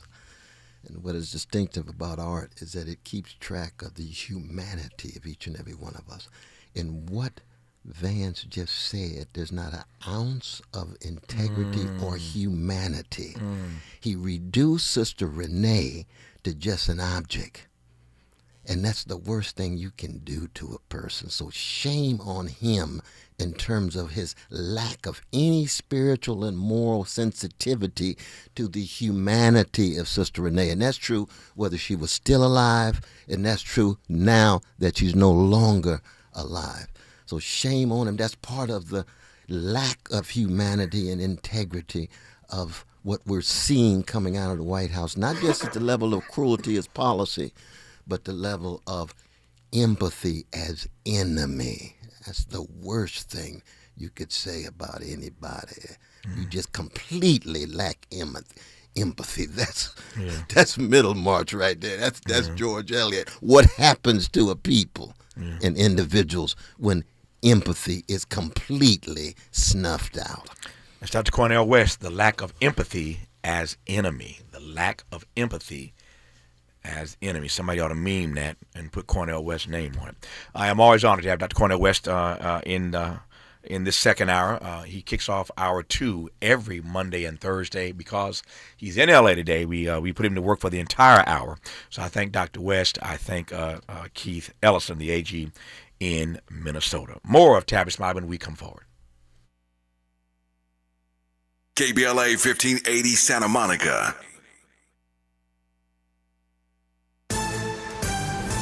I'm Bree Wood with BIN News Now. President Trump says the woman killed by ICE in Minnesota was a professional agitator, calling the shooting self-defense. Governor Tim Walz blames federal policies. What we're seeing is the consequences of governance designed to generate fear, headlines, and conflict. Emergency operations have been activated, and Governor Walz urges protests to stay peaceful. House Minority Leader Hakeem Jeffries condemns the ICE shooting in Minneapolis, saying there's no evidence to justify it. He calls for a criminal investigation and blasts Homeland Security Secretary Kristi Noem as a stone-cold liar after she labeled the victim's actions domestic terrorism. And the Kansas City Chiefs say they're aware of domestic violence allegations made on social media by wide receiver Renee Rice's ex, who posted photos and claims he's the father of her children. The team is in touch with the NFL, but has no further comment. Get BIN News now on demand 24/7 on the iHeartRadio app. The Crohn's and Colitis Foundation has been at the forefront of inflammatory bowel disease research and care for over 50 years. Learn more about research, education, and support at Crohn'sColitisFoundation.org. This is the KBLA Sports Minute with Ray Richardson. The Lakers and Clippers lost on the road Wednesday night. San Antonio snapped the Lakers' three-game winning streak with a 107-91 beatdown. LeBron did not play. The Lakers sat him down for the second game of a back-to-back. Somebody named Keldon Johnson led San Antonio with 27 points. The Lakers were at home Friday night against Milwaukee. The Clippers lost to the Knicks in New York 123-111. The Clippers bench gave the starters no help. The reserves made only 4 of 23 shots. Kawhi Leonard had a decent night with 25 points, 4 assists, and 3 steals. The Clippers are at Brooklyn Friday. Also Friday night at 6 p.m. Out of Bounds is moving to prime time. Join me and my co-host Dill Scarborough for 60 minutes of sports chatter with some black folks flavor. You can be a part of the conversation at 1-800-920-1580. No debates, no speculation, just the info you need. That's your KBLA Sports Minute. I'm Ray Richardson. More news, opinions, and conversation when we come forward on KBLA Talk 1580. KBLA Talk 1580 is pleased to partner with the Empowerment Congress once again for their 34th annual summit. The summit's theme is From Vision to Action, a forum to unlock participatory democracy, and will feature a nonpartisan gubernatorial candidate forum focused on issues of importance to the African American community. The summit is the signature public policy-oriented observance of Dr. Martin Luther King Jr.'s legacy during the national 3-day holiday weekend that celebrates his life. This year's summit will be held on Saturday, January 17th, 2026 at the California Science Center in Exposition Park from 9 to 11 a.m. Admission is free, but registration is required at KBLA1580.com. All major announced candidates for California governor for the Democratic and Republican Party nominations have been invited to participate in the candidate forum, which will be moderated by Tavis Smiley. An all-star panel of journalists will pose questions to the candidates, and the forum will be broadcast live on KBLA Talk 1580. This is going to be a big year for local, state, and national politics. The political pulse of 2026 beats on KBLA Talk 1580.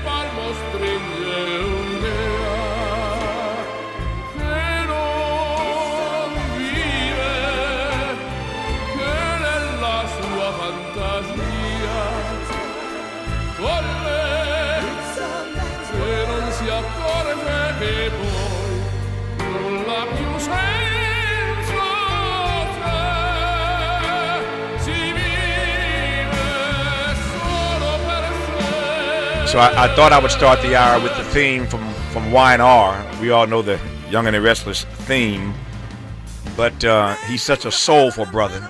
I thought I would start with some James Brown and Pavarotti. How does that sound to you, Victor Newman? Tavis, my man, that song gets me every time. Every time, doesn't it? Every time. Yeah. Two absolute legends are singing this song, you know. They're both gone now. Yeah. You are a legend, and you are still here. Yes. And let me just start our conversation with this. I want to just do this at the very top because I want to express to you what's in my heart. And I don't speak for all of your fans, the millions of fans around the globe. I've told Eric many times. As a matter of fact, there's a documentary. Maybe I shouldn't say it's publicly, but I will anyway. I happen to know because I sat with them for a few hours the other day. There's a documentary being done about Eric Braeden, about his long-standing, iconic career. And they came to my office a couple weeks ago, and I sat for a few hours talking to them, and I was telling stories about how I know black people in particular, along with everybody else, we all love Eric Braeden. We love Victor Newman. And I was telling the story of how I was one day on the bus traveling with Aretha Franklin, Doc. I was traveling with Aretha Franklin, and when Y&R came on, you had to shut up on Aretha's bus. Everything stops. Aretha has got to watch Victor Newman on Y&R. I told the story to the documentary team.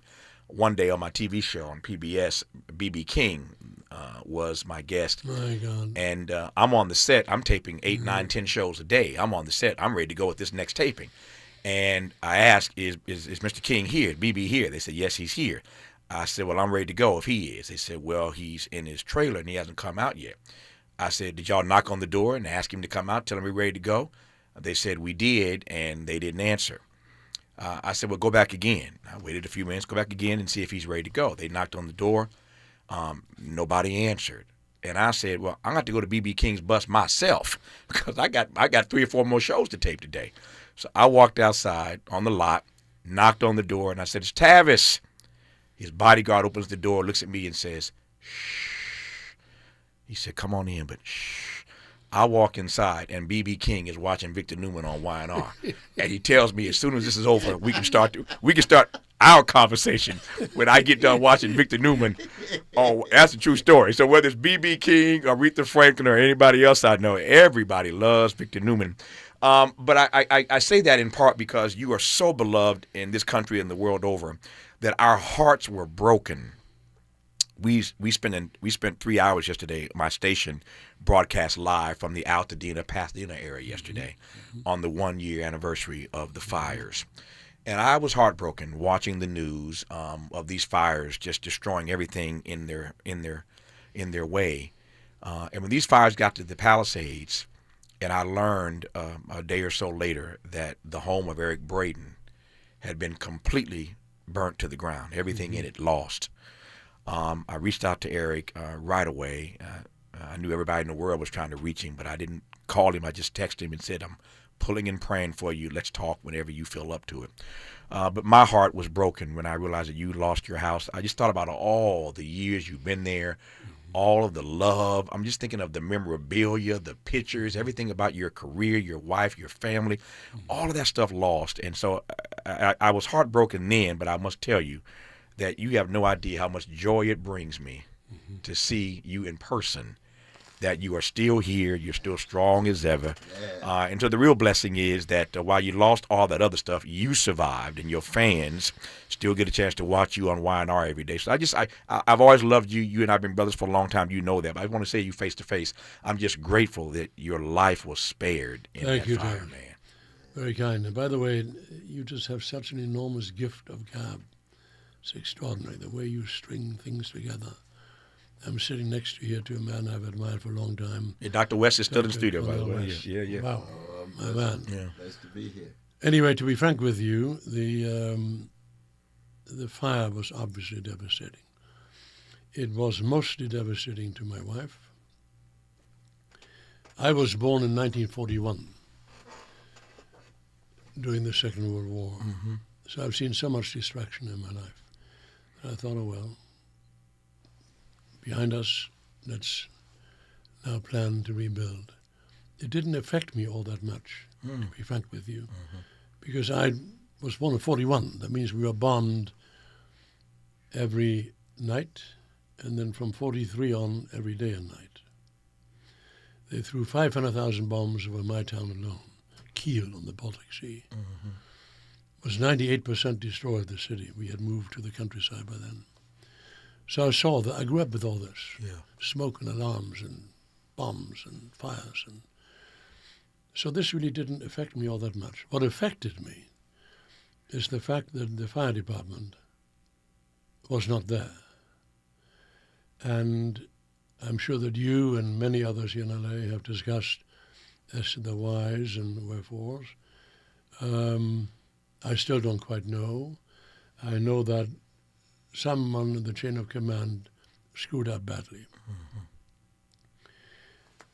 I live in the Riviera Palisades, and it could have easily been saved, that part. Mm-hmm.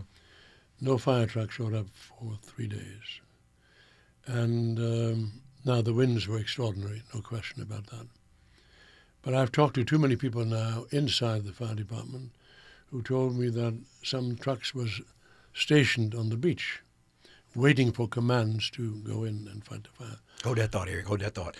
Just getting started with Eric Braeden. I want to hear more about what he endured a year ago when he lost everything in that fire. There are many others, of course, and we are praying for all of them a year later. Over 70% of the people who lost their homes a year ago are still displaced, still fighting with the insurance companies. So he's just one of many, but I'm honored to have my friend Eric Braeden, Victor Newman in studio for the rest of the hour.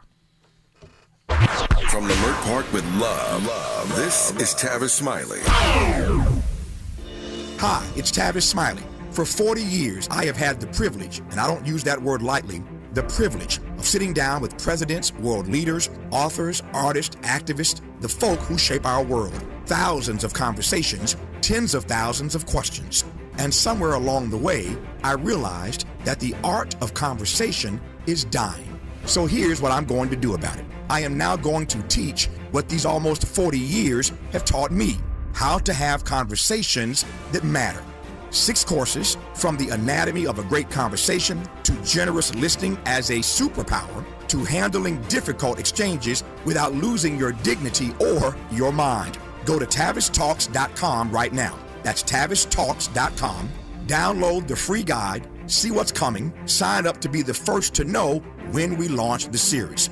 Conversation is a skill, and like any skill, it can be taught. I'll see you in class. Wouldn't it be great if life came with a remote control? You know, you could hit pause when you needed to, or hit rewind. Like that time you knocked down that wasp's nest. Uh-oh. Or that time you forgot to roll up your windows in the car wash.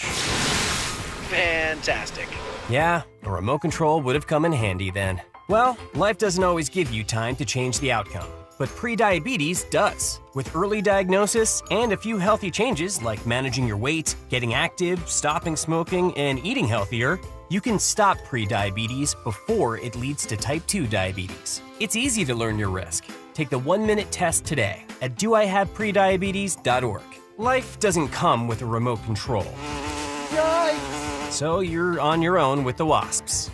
You have the power to take control of prediabetes. Visit doihaveprediabetes.org today. That's doihaveprediabetes.org. Brought to you by the Ad Council and its Prediabetes Awareness Partners.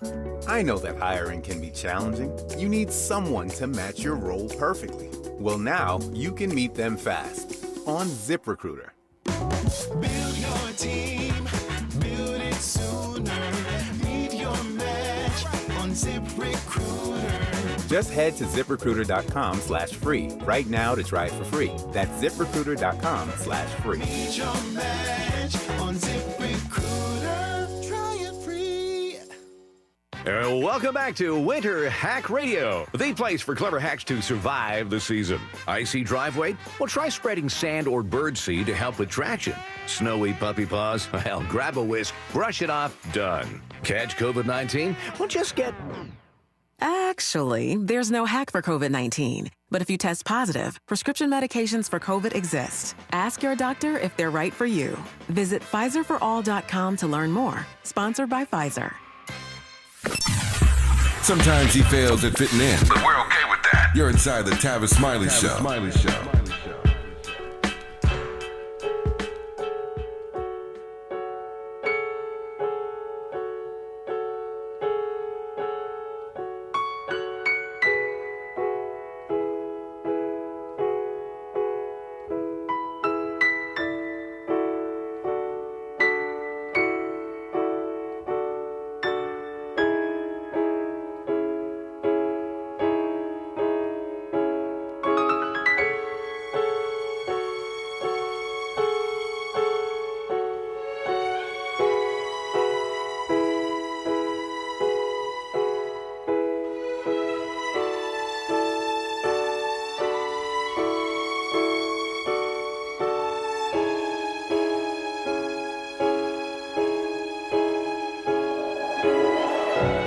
It is one of the most lovely, sweetest, melodic. It's a great song. Theme songs of any television show ever. When you hear it, you think Y&R. Do you recall? I'm gonna test your memory here now. You've been Victor Newman, 45 years and counting. Do you recall when this became the theme song? How far into the show before this iconic theme song shows up? To be honest with you, I don't know. Yeah. But I know Nadia Comaneci. Yeah. I've met Nadia several times. Mm-hmm. We're friends, and what a beautiful song this is. Mm-hmm. Wow. Yeah, it is beautiful. She did her thing to it. I don't remember. Yeah. Now, I obviously I figured out it couldn't have been the theme song when the show first started all those years ago. That was in 1973. Exactly. I came on in 1980. Right. Stunning.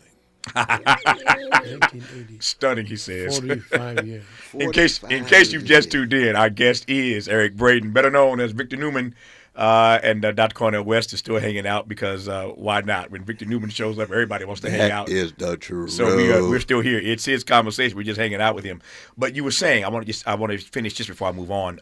You were talking about the fire. You lost your house in the Palisades. You were saying that that didn't bother you so much because you've been used to that, given your being born and raised in Germany. That fire and the alarms and the bombs, sadly, you were used to that part. What got you was that the fire department didn't show up when they should have. No, mysteriously, not for 3 days. Yeah. And obviously, that is what a number of people have questioned. Questioned the chain of command. Parenthetically, I would like to say that I think LA is too large of a city. It's too big of a city to control from one center. And I personally think that Palisades, Brentwood, Westwood, part of Bel Air should form their own community with their own police department, their own fire department. It is simply too big of a city to control, I think. Yeah. I don't know. Well, we've been having that debate here in California for many years, as you well know, and there have been a number of things that come to mind that you said that. The North has talked about seceding, so you'd have Northern California and Southern California, like you got North Carolina and South Carolina, Virginia and West Virginia. We've had that debate for years.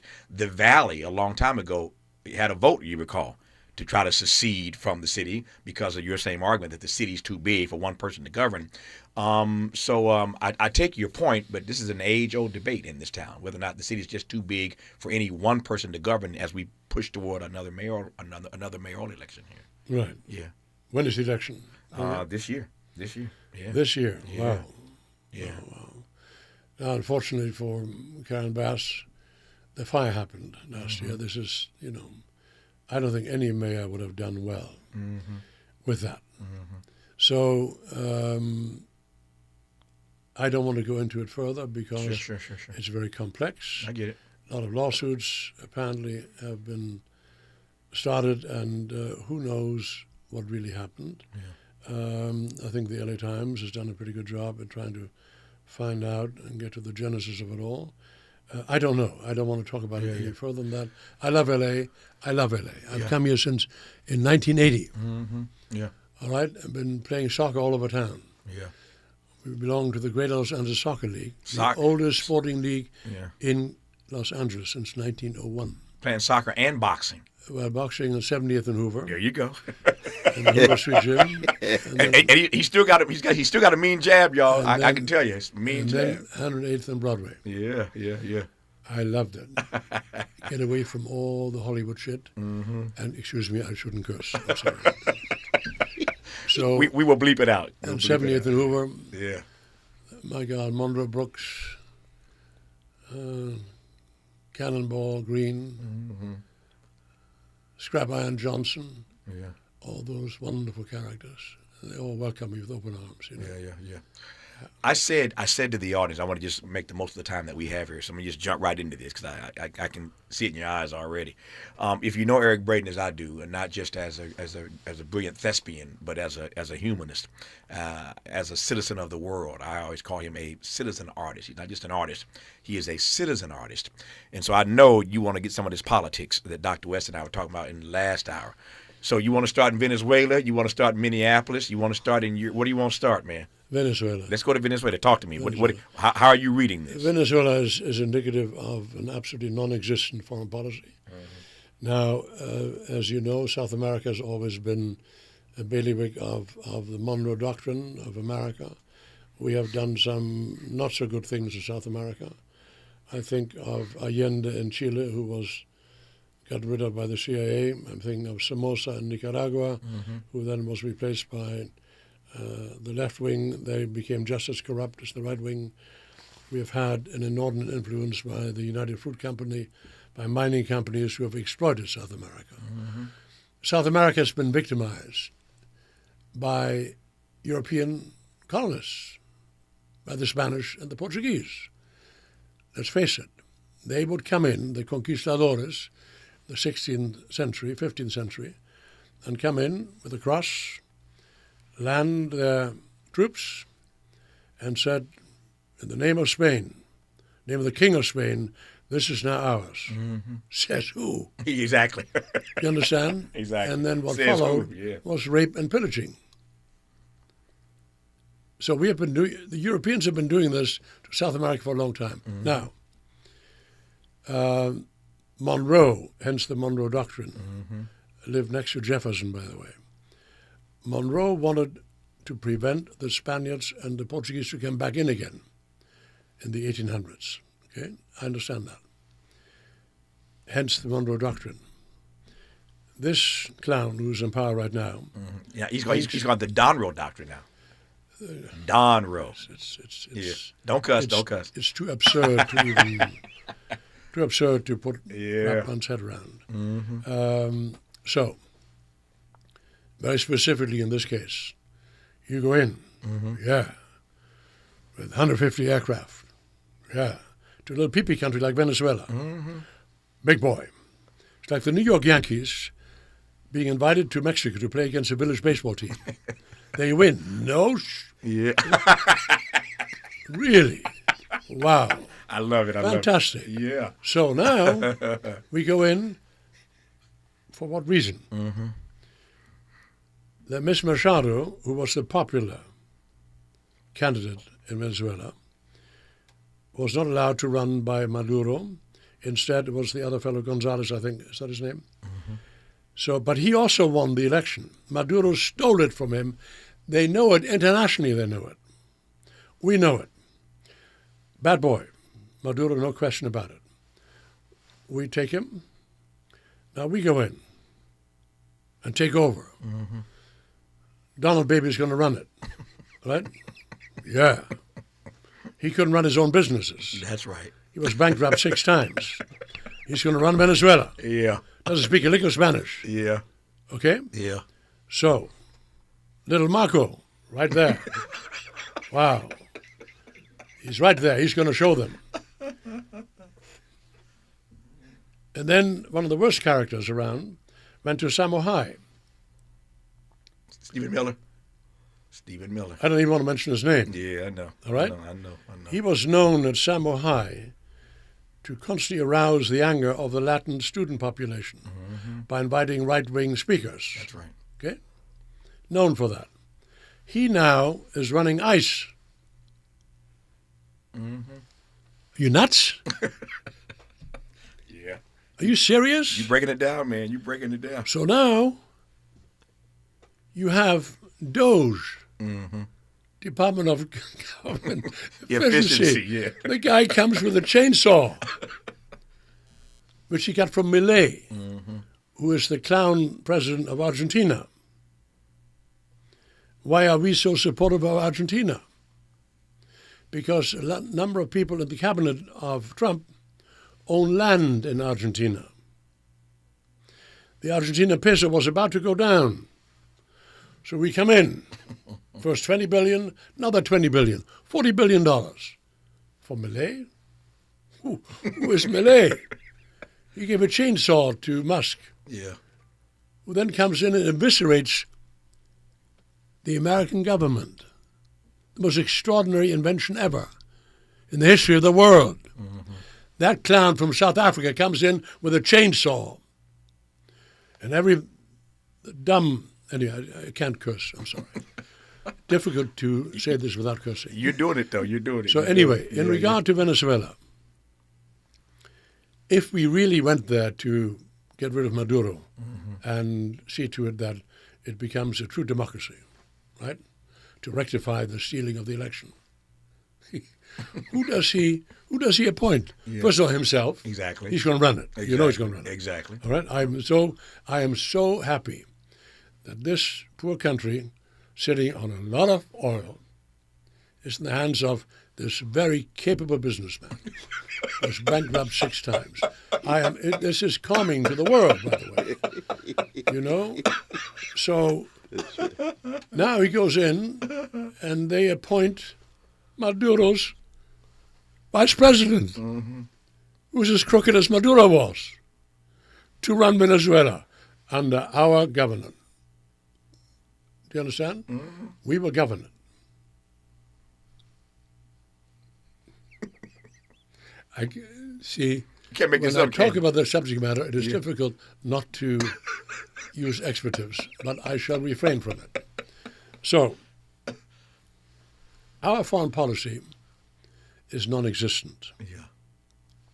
It is all about political drama. It is all about diverting our attention from real problems. I'll tell you what the real problem is. I'm about to ask that question. What The are we being diverted from? fundamental problem with this presidency is the fact that he is entirely beholden to Putin. Entirely. It was alluded to by the Mueller report, which then was subsequently redacted by Bill Barr, who looked at it and says, "Oh, I don't like this," and redacted it. I love the term redacting. Oh, wonderful. I don't like this. Scratch it out. Yeah. See, again, I would like to use expletives, but I can't. So, because Tavis put, I put a muzzle on you here. Put a muzzle on me. Yeah. So, the genesis of that association started with Deutsche Bank. Deutsche Bank wanted to play a role on Wall Street. They didn't play a big role. Deutsche Bank was the only bank that had associations with Russian banks while Russia was still the Soviet Union. So when the Soviet Union fell apart and Putin was in Berlin, he was a KGB guy in East Germany, he saw it falling apart and he said, "I will get even. I will punish America and the West."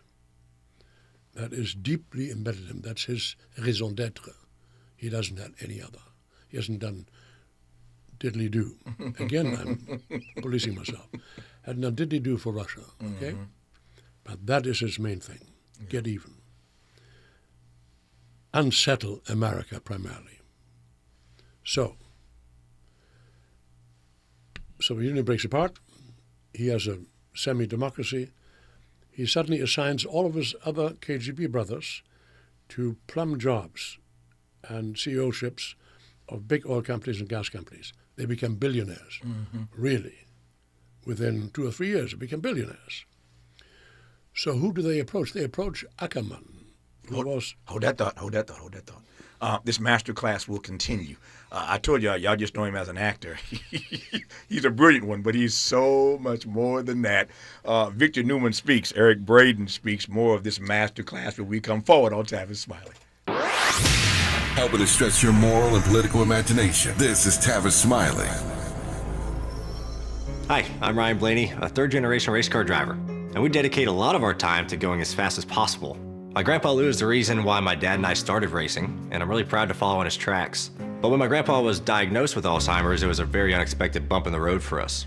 I've learned a lot on this journey with my grandpa Lou, and the memories of my grandpa will always be with me. It's important to notice if older family members are acting differently, experiencing problems with their memory, or having trouble with routine tasks. Talking about Alzheimer's can be really tough. But if you notice something, have a conversation with your loved one. Encourage them to see a doctor or offer to go with them. Early detection of Alzheimer's can give your family time to explore support services, make a plan for the future, and access available treatments. The Alzheimer's Association provides care, support, and research to help you take control of the situation with your family and manage the disease together. If you or your family are noticing changes, it could be Alzheimer's. Talk about seeing a doctor together. Visit alz.org/time to talk. A message from the Alzheimer's Association and the Ad Council.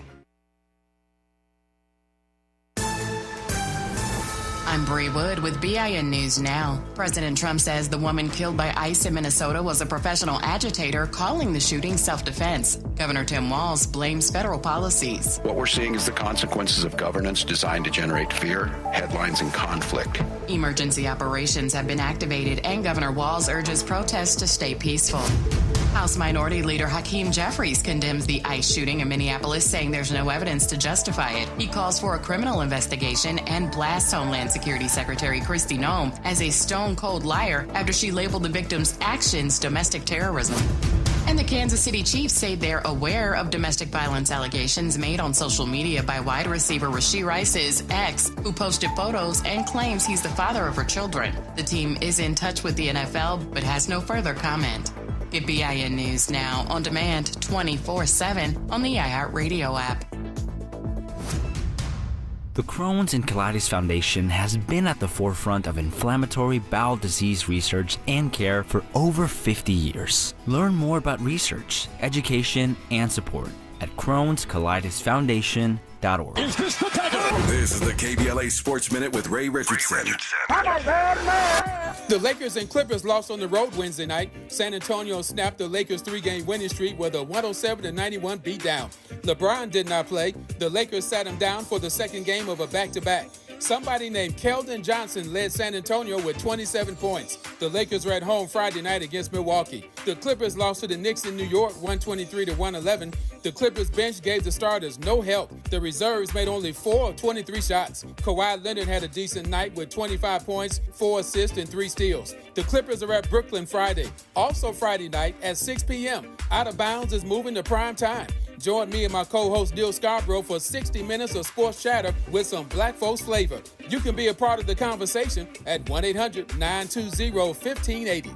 No debates, no speculation, just the info you need. That's your KBLA Sports Minute. I'm Ray Richardson. More news, opinions, and conversation when we come forward on KBLA Talk 1580.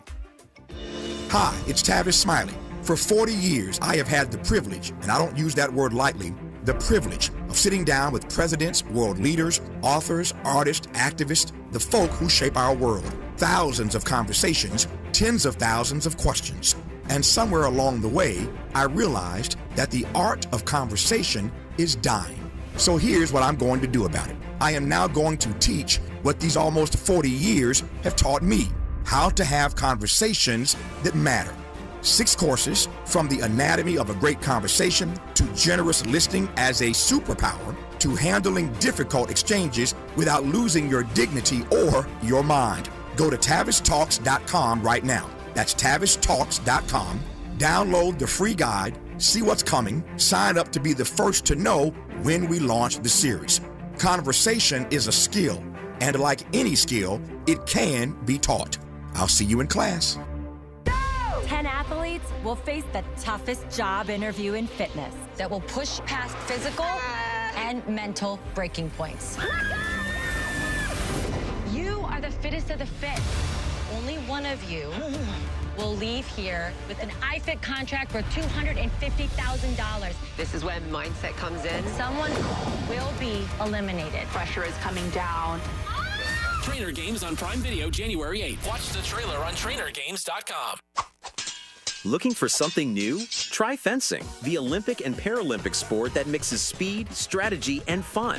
It's like chess meets cardio. Quick feet, quick decisions, and a satisfying beat when you score a point. Kids, teens, and adults can start anytime. No experience needed, and many clubs have loaner gear. Coaches teach fundamentals and safety from day one. Find a beginner class near you at usafencing.org/tryfencing. That's usafencing.org/tryfencing. He's a paradigm pioneer and the top-rated African-American talk show host in the nation, according to Talkers Magazine. You're tapped in with Tavis Smiley right now. Tavis Smiley and Eric Braeden, better known as Victor Newman. Dr. Cornel West is still hanging out. You see them laughing. They've been going at it all during the break. I'm just trying to trying to keep this together. Let's put it that way.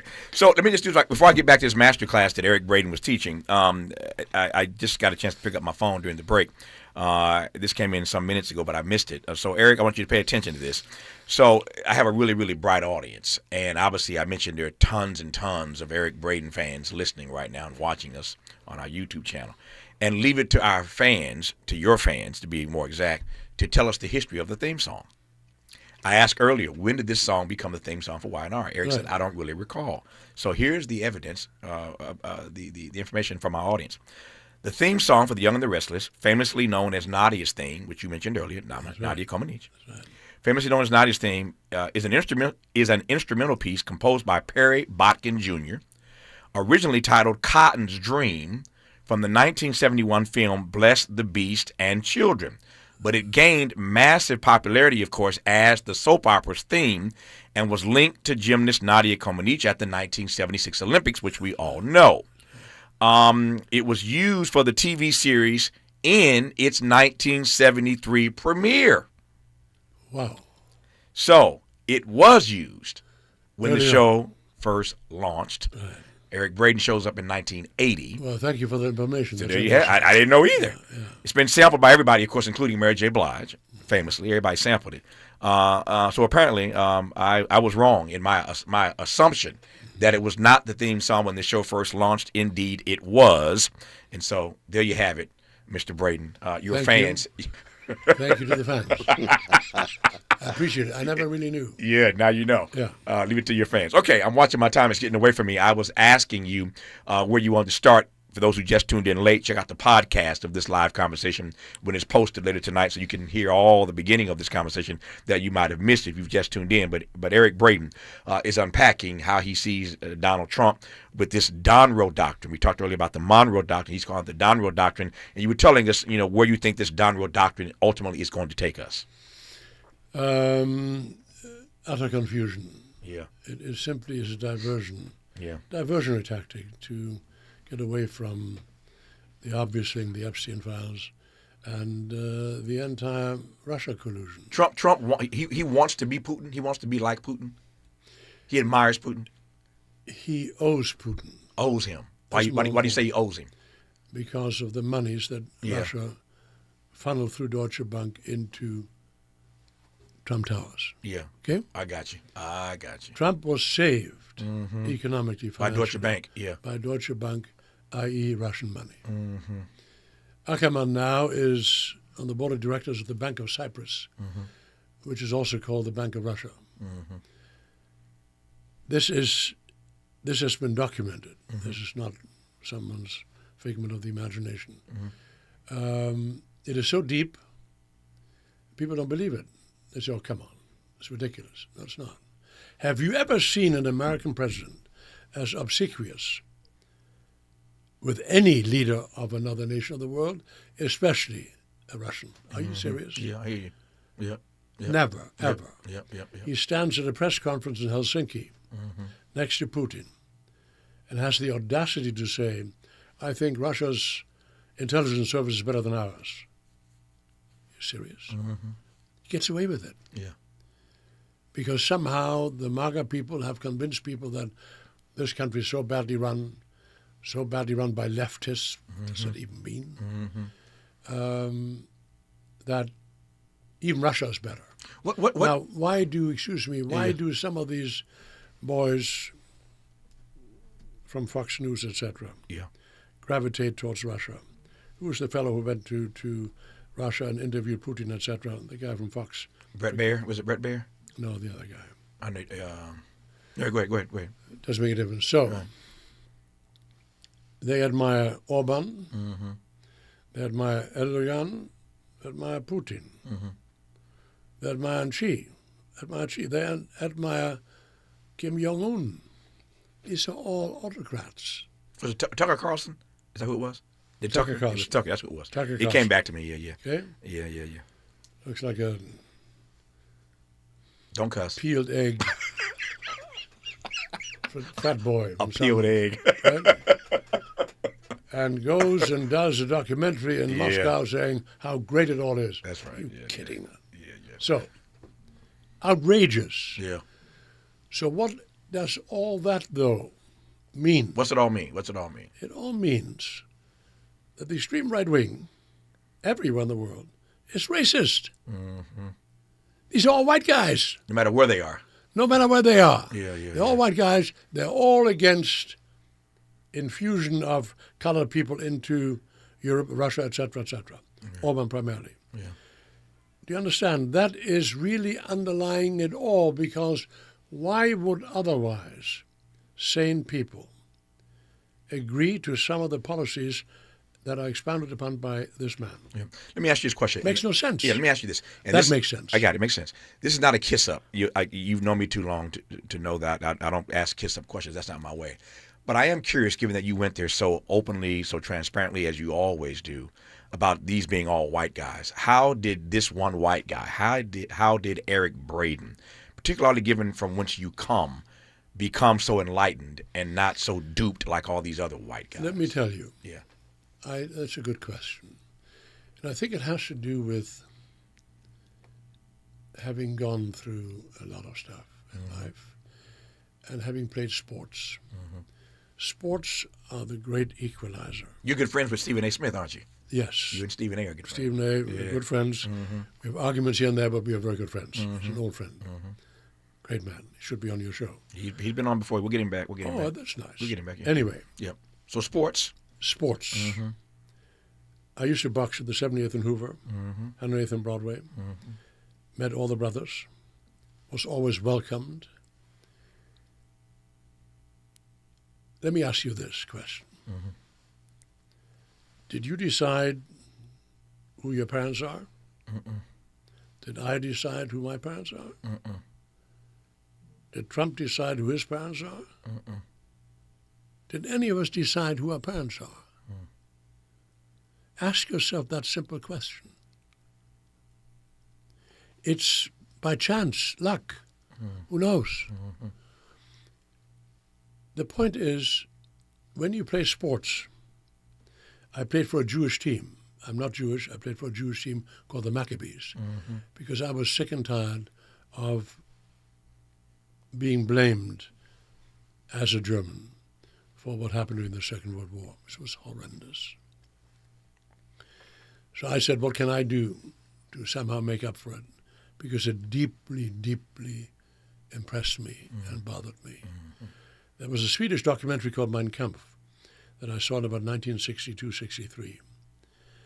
I was homesick. In Germany, we didn't discuss the Second World War nor Mein Kampf in the 50s in high school. Never talked about it. We just knew we had lost the war. We didn't talk about all Holocaust. None of that was mentioned. That came about in the 60s. I left in 59.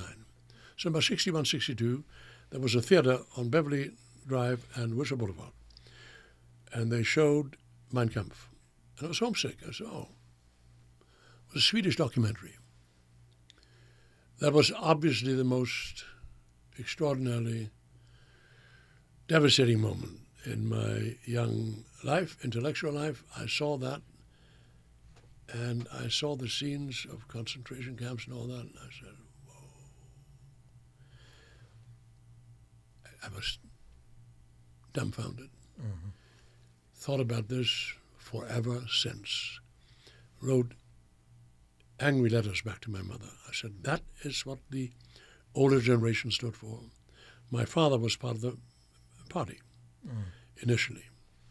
He was mayor of the town I grew up in. He was a decent man, as far as I knew.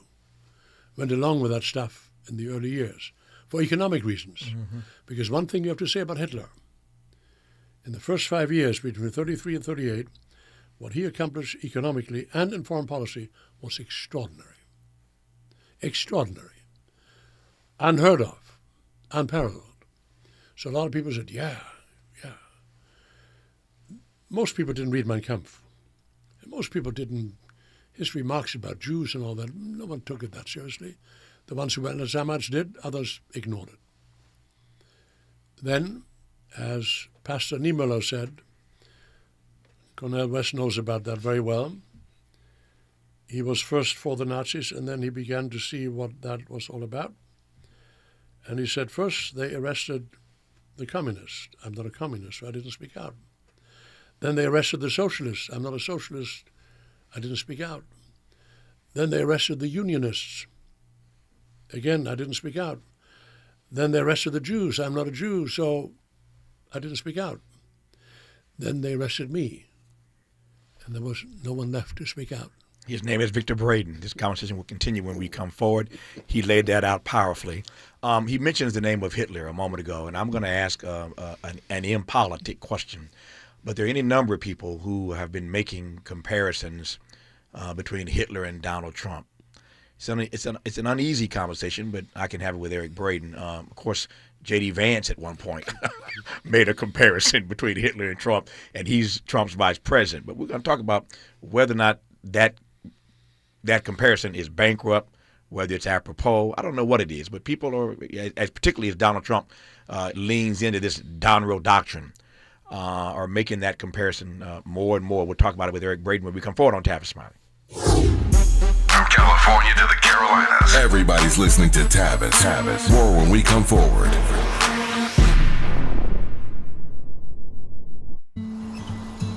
Most people out here think that taking care of one another is important. And most people would step up for a neighbor going through a tough time. Most people around here help out friends and family when they need it. But the funny thing is, most of us won't look for help when we need it. If you're struggling with mental health, you should know that there are resources out there that can help. And it's okay to talk about it if you need to. One place to get started with information is loveyourmindtoday.org. Loveyourmindtoday.org offers a range of guides, instructions, and insights for dealing with difficult situations or getting through a tough time. If you're struggling with mental health, get the help you need, because most people out here really care. Visit loveyourmindtoday.org. That's loveyourmindtoday.org.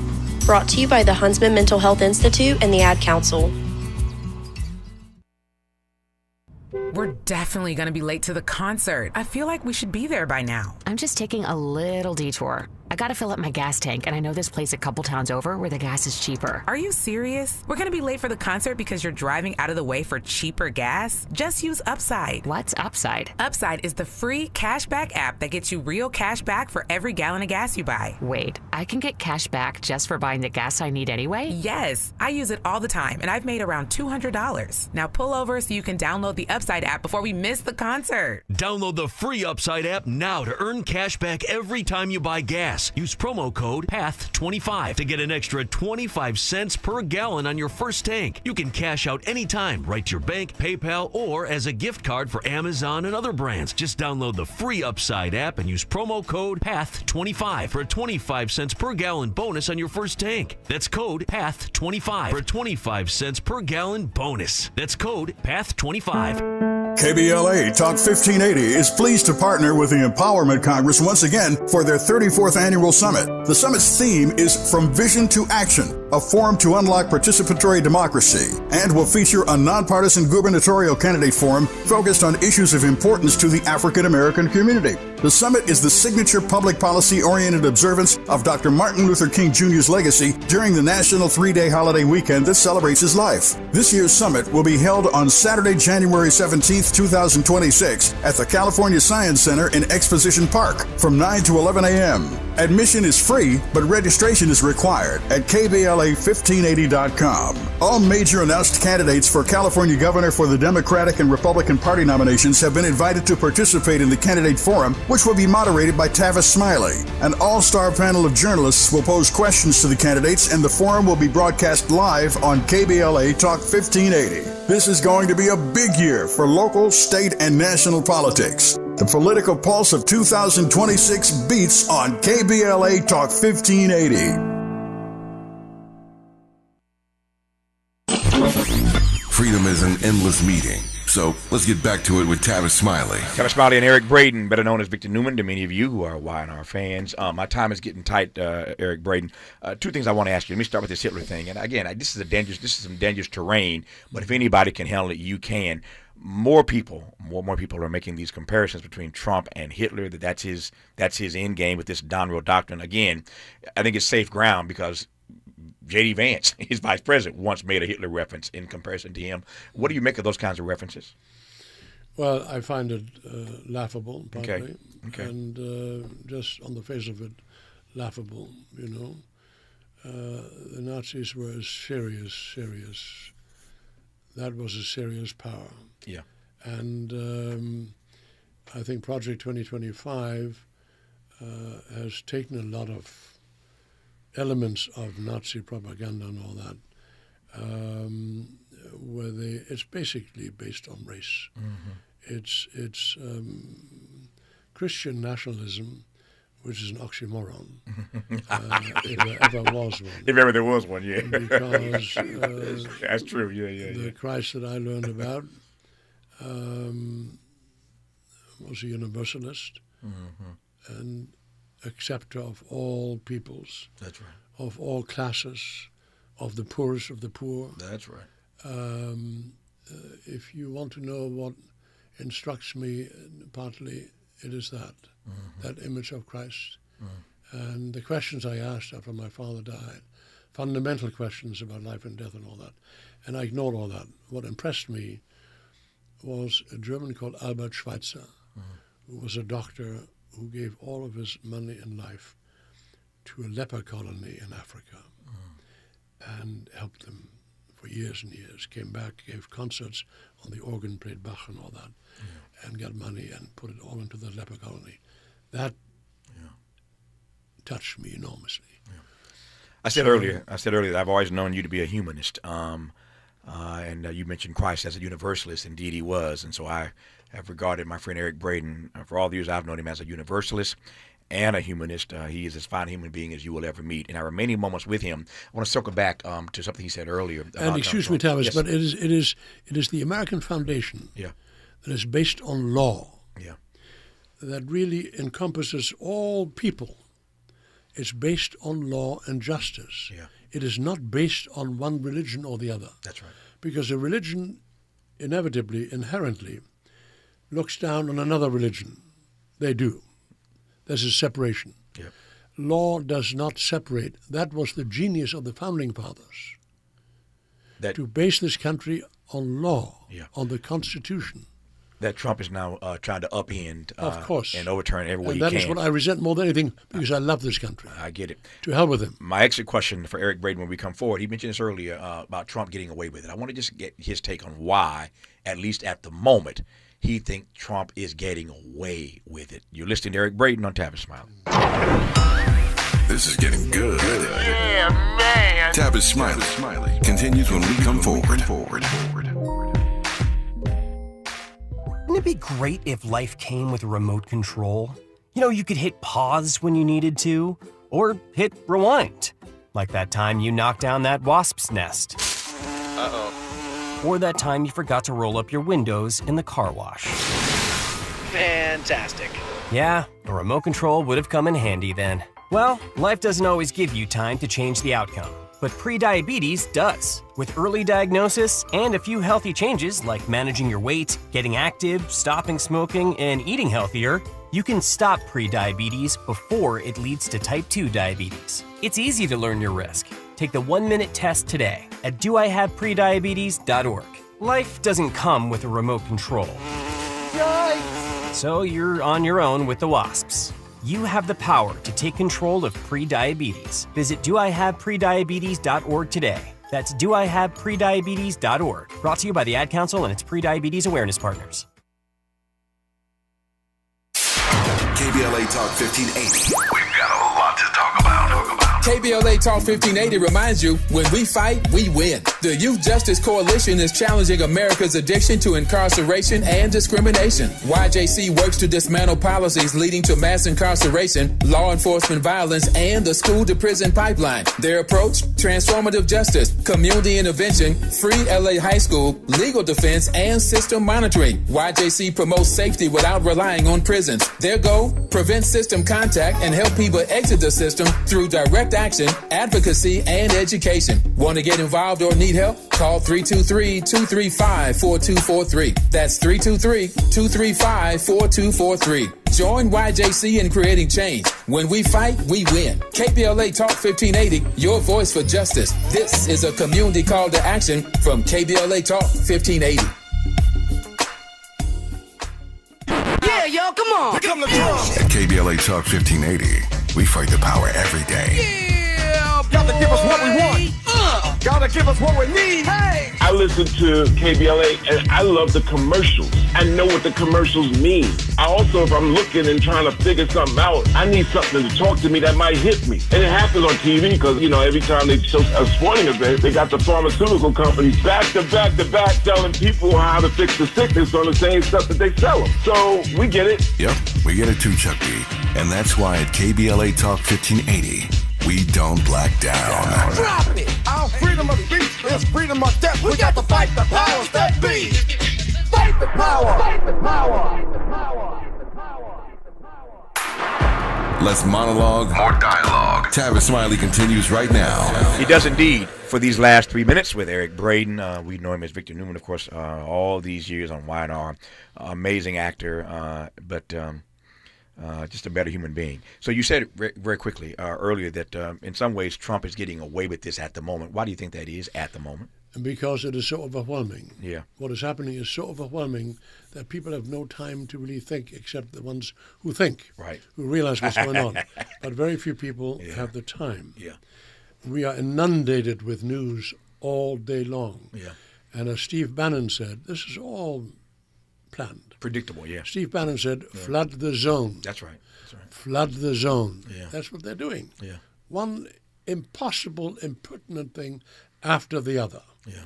But it'll all come to a screeching halt one day. Yeah. Dr. West, it's been a master class for the last hour, has it not? I'm telling you, brother, it's great to sit here and see you brothers engaged in such a high-quality conversation with this dear brother Eric, who got so much soul, so much style, so much intellect, so much artistry, and he reminds me of the highest humanist tradition of Europe, which is Beethoven, Brahms, Goethe, Schiller. And that brings a critique on gangsters like Hitler in the same country, but the highest achievements of moral excellence and some of the lowest enactments of immorality. Every nation has it. Every civilization has it. That's why we love our brother Eric. That's why we love him. And on that note, I will bring to a close this amazing hour. It always is when Eric Braeden shows up. Victor Newman lives forever? Forever? Victor Newman, as far as I know, hell yes. But let me tell you. You got 30 seconds, all yours. I love this country. Yeah. This country is based on a very solid bedrock. We have gotten away from it by now because of some media, mostly some media, okay? This man would not be in the house that he is in without Fox News. Let me put it very simply. That's true. Rupert Murdoch has done a lot of damage to this country, done a lot of damage to England with Brexit. But with that said, I strongly believe in the basic decency of America. We shall prevail. There's no country in the world that can assume the leadership of the world. No country in the world can. Not Russia, not China. Europe isn't ready. America must resume that mantle and that leadership. It's the last word from Eric Braeden, who I adore and love, and I'm always grateful for these conversations, my friend. Thanks, man. Thank you for your time.